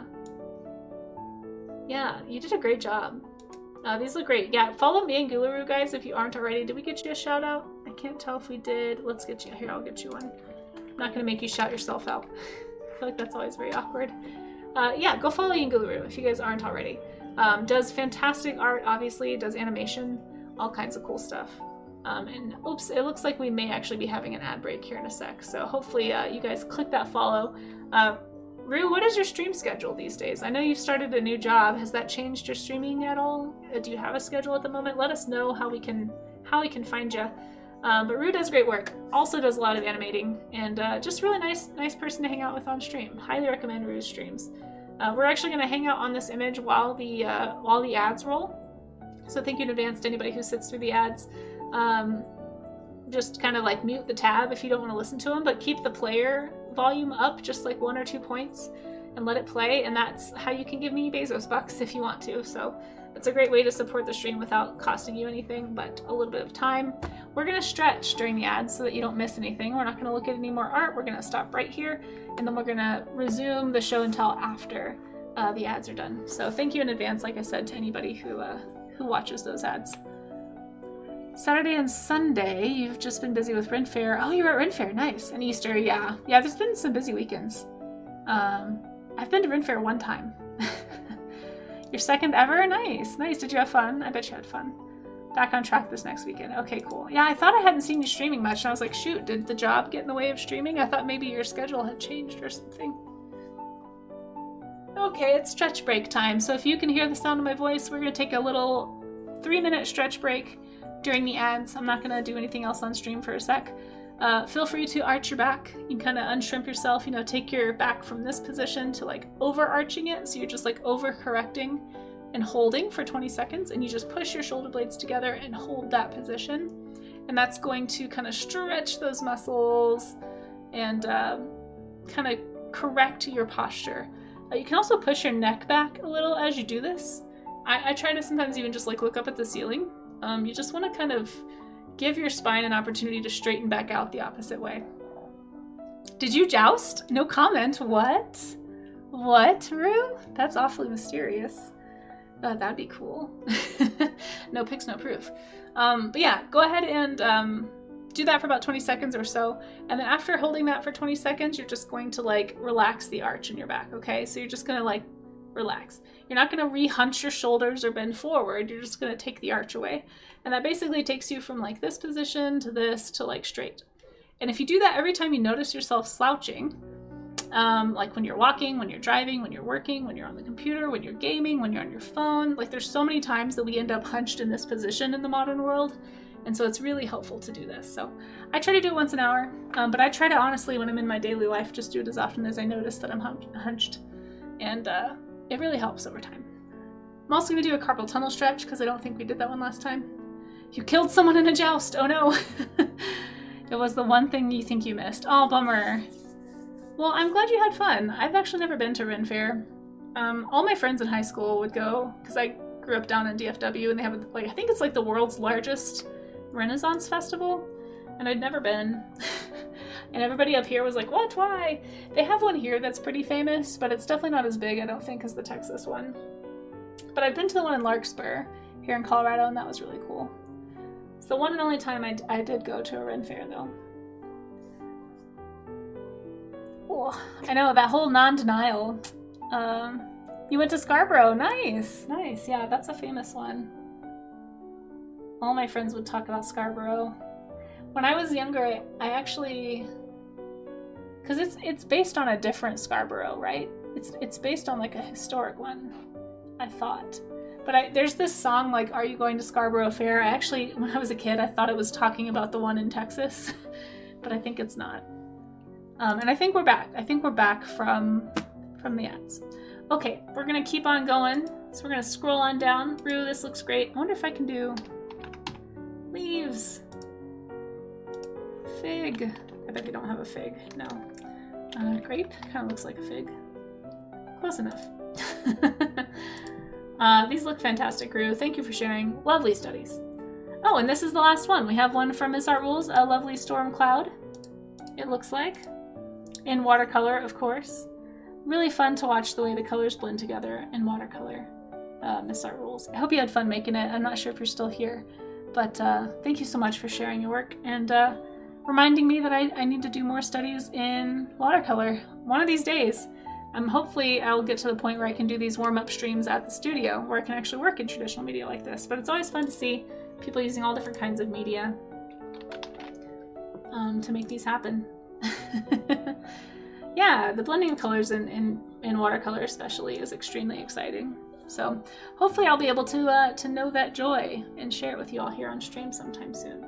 But I think that's it. So what I'm gonna do is I'm gonna post. I know, right? When clouds have yellow, it's so fun. I'm gonna post my little quick studies down there in the art gym. They're pretty messy. They're pretty messy today. But that means anyone who's still working, or if you got here late and you're like just started, yeah, you've got plenty of time. You have until tomorrow. Well, anything that gets posted in the art gym section before the end of stream tomorrow is what we'll show on stream at the end of tomorrow's warm-ups, which let's go see what that is actually really fast. Let me go here to the stream schedule. It's right up here if you ever want to see the stream schedule. I try to post it at the beginning of the month. Tomorrow is tapirs. You guys are doing tapirs because it's World Tapir Day on the 26th. We did penguins. I was going to do penguins, but we did penguins last month. I don't think we've ever done tapirs. So let's do tapirs. We're doing tapirs tomorrow. And then I'll be doing an afternoon stream tomorrow as well. And then next week, we actually have a pretty full week next week. On the 27th, it's not listed here on the calendar, but I did post it right here, and I'll make an announcement later today about it too to remind people. But we're doing another Dordogne stream on the 27th. My roommate and I worked out a time that I could stream a game from here, so we'll be doing a game stream on the 27th at like 10 or 11 a.m. I think. It might be 11 a.m. I don't remember. It'll be in the morning, and I'll be streaming, hopefully finishing Dordogne, and doing that live on Twitch. It's a really beautiful watercolor art game that I super love. We had a community member who was kind enough to gift it to me, so we'll be playing that on Sunday. And then the art gyms next week are going to be hard for me. We'll be doing dresses on Monday, suits on Tuesday, and on Wednesday, construction vehicles, which none of these things are things that I draw often, so just prepare to watch me struggle. And if you want to come struggle with me, come on in. That's what we'll be doing. Hey, Spicy Jaw, how are you? Yeah, you're going to go to the zoo on Thursday? Oh, that's awesome. Yes, please share photos. We have a photo share section, or a pic share, I think it's called, here in Discord. Yeah, if you go down to the sharing is caring section, there's like all kinds of places to share stuff. So pic share, I'd love to see those if you felt like sharing. And welcome in, Rolly3. How are you? You got peed at by a tapir? No way! 10 feet away and it got you? Sorry. That's really funny. That's actually kind of impressive. I'm not gonna lie. I'm not gonna lie. And then next week, we're also doing a special sculpting stream. The last stream of the month, we always do sculpting here on stream. So if you want to come join on Wednesday, that's what we'll be up to. It wasn't even looking at you. Oh my gosh, it was just vindictive. I had no idea that they could do that. So yeah, I'll be back. I'll be back tomorrow morning for tapirs. So come back tomorrow if you want to. I'm going to switch over though, and we're going to actually go find, if I can figure out where my OBS is, we're going to find somebody to raid into. So thank you to everybody showing up on this list. I really appreciate the company. Thank you for the follows. So many follows today. Thank you for the raids that happened. Thank you for the subs. Thank you, BJ, for submitting. Thank you for the reminder too, BJ. If anybody wants to do more plein air sketching, you can submit some channel points. If you have extra channel points sitting around, you can contribute channel points. We'll see where we're at. We are at 19% of the way to the goal. So you have a month to convince me to get outside again and go do some plein air studies. So if you guys want to do that, feel free. But thank you, Kells Bells and Dan of the Ashen, for the raids. Thank you for the ramble more. Thank you guys just for being here. Thank you to the lurkers. Thank you for folks who just hung out. For anybody who's trying to be a part of the partner pool, as I've been calling it.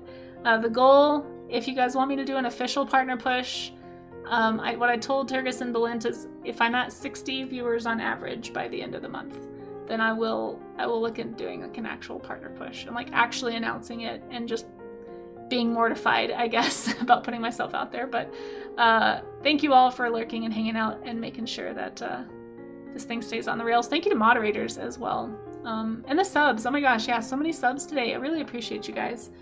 Yeah, we'll see you later. Hey, Heather. Maybe it's not morning anymore. It is actually now afternoon, yes, but I appreciate you being here either way. Thank you so much for popping in and saying hi. And yeah, mods, you guys are awesome. I appreciate you hanging out. And of course the patrons. Patrons, thank you. You are the ones keeping the lights on in the studio as well. Some of you for a very long time now, and I really appreciate my patrons. So if anybody wants to be, you know, on the patron list, you can sign up to be a patron if you'd like to. Let's see who's on right now. Oh my gosh, there's so many good artists on right now. How do I possibly choose? Okay, shoot.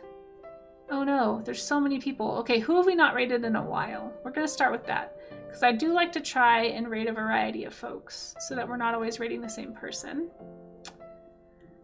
Oh my gosh, there's so many options right now.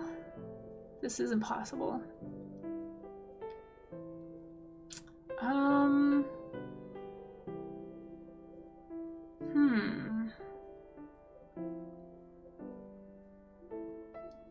Oh man, I'm torn. Okay, we are trying to find someone work safe. We rated Sharp Balloons yesterday. As much as I love Sharp Balloons. We're gonna hold off on that one for a little bit.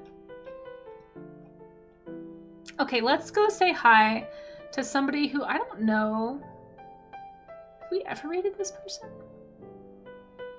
I think we have, and it's just been a while.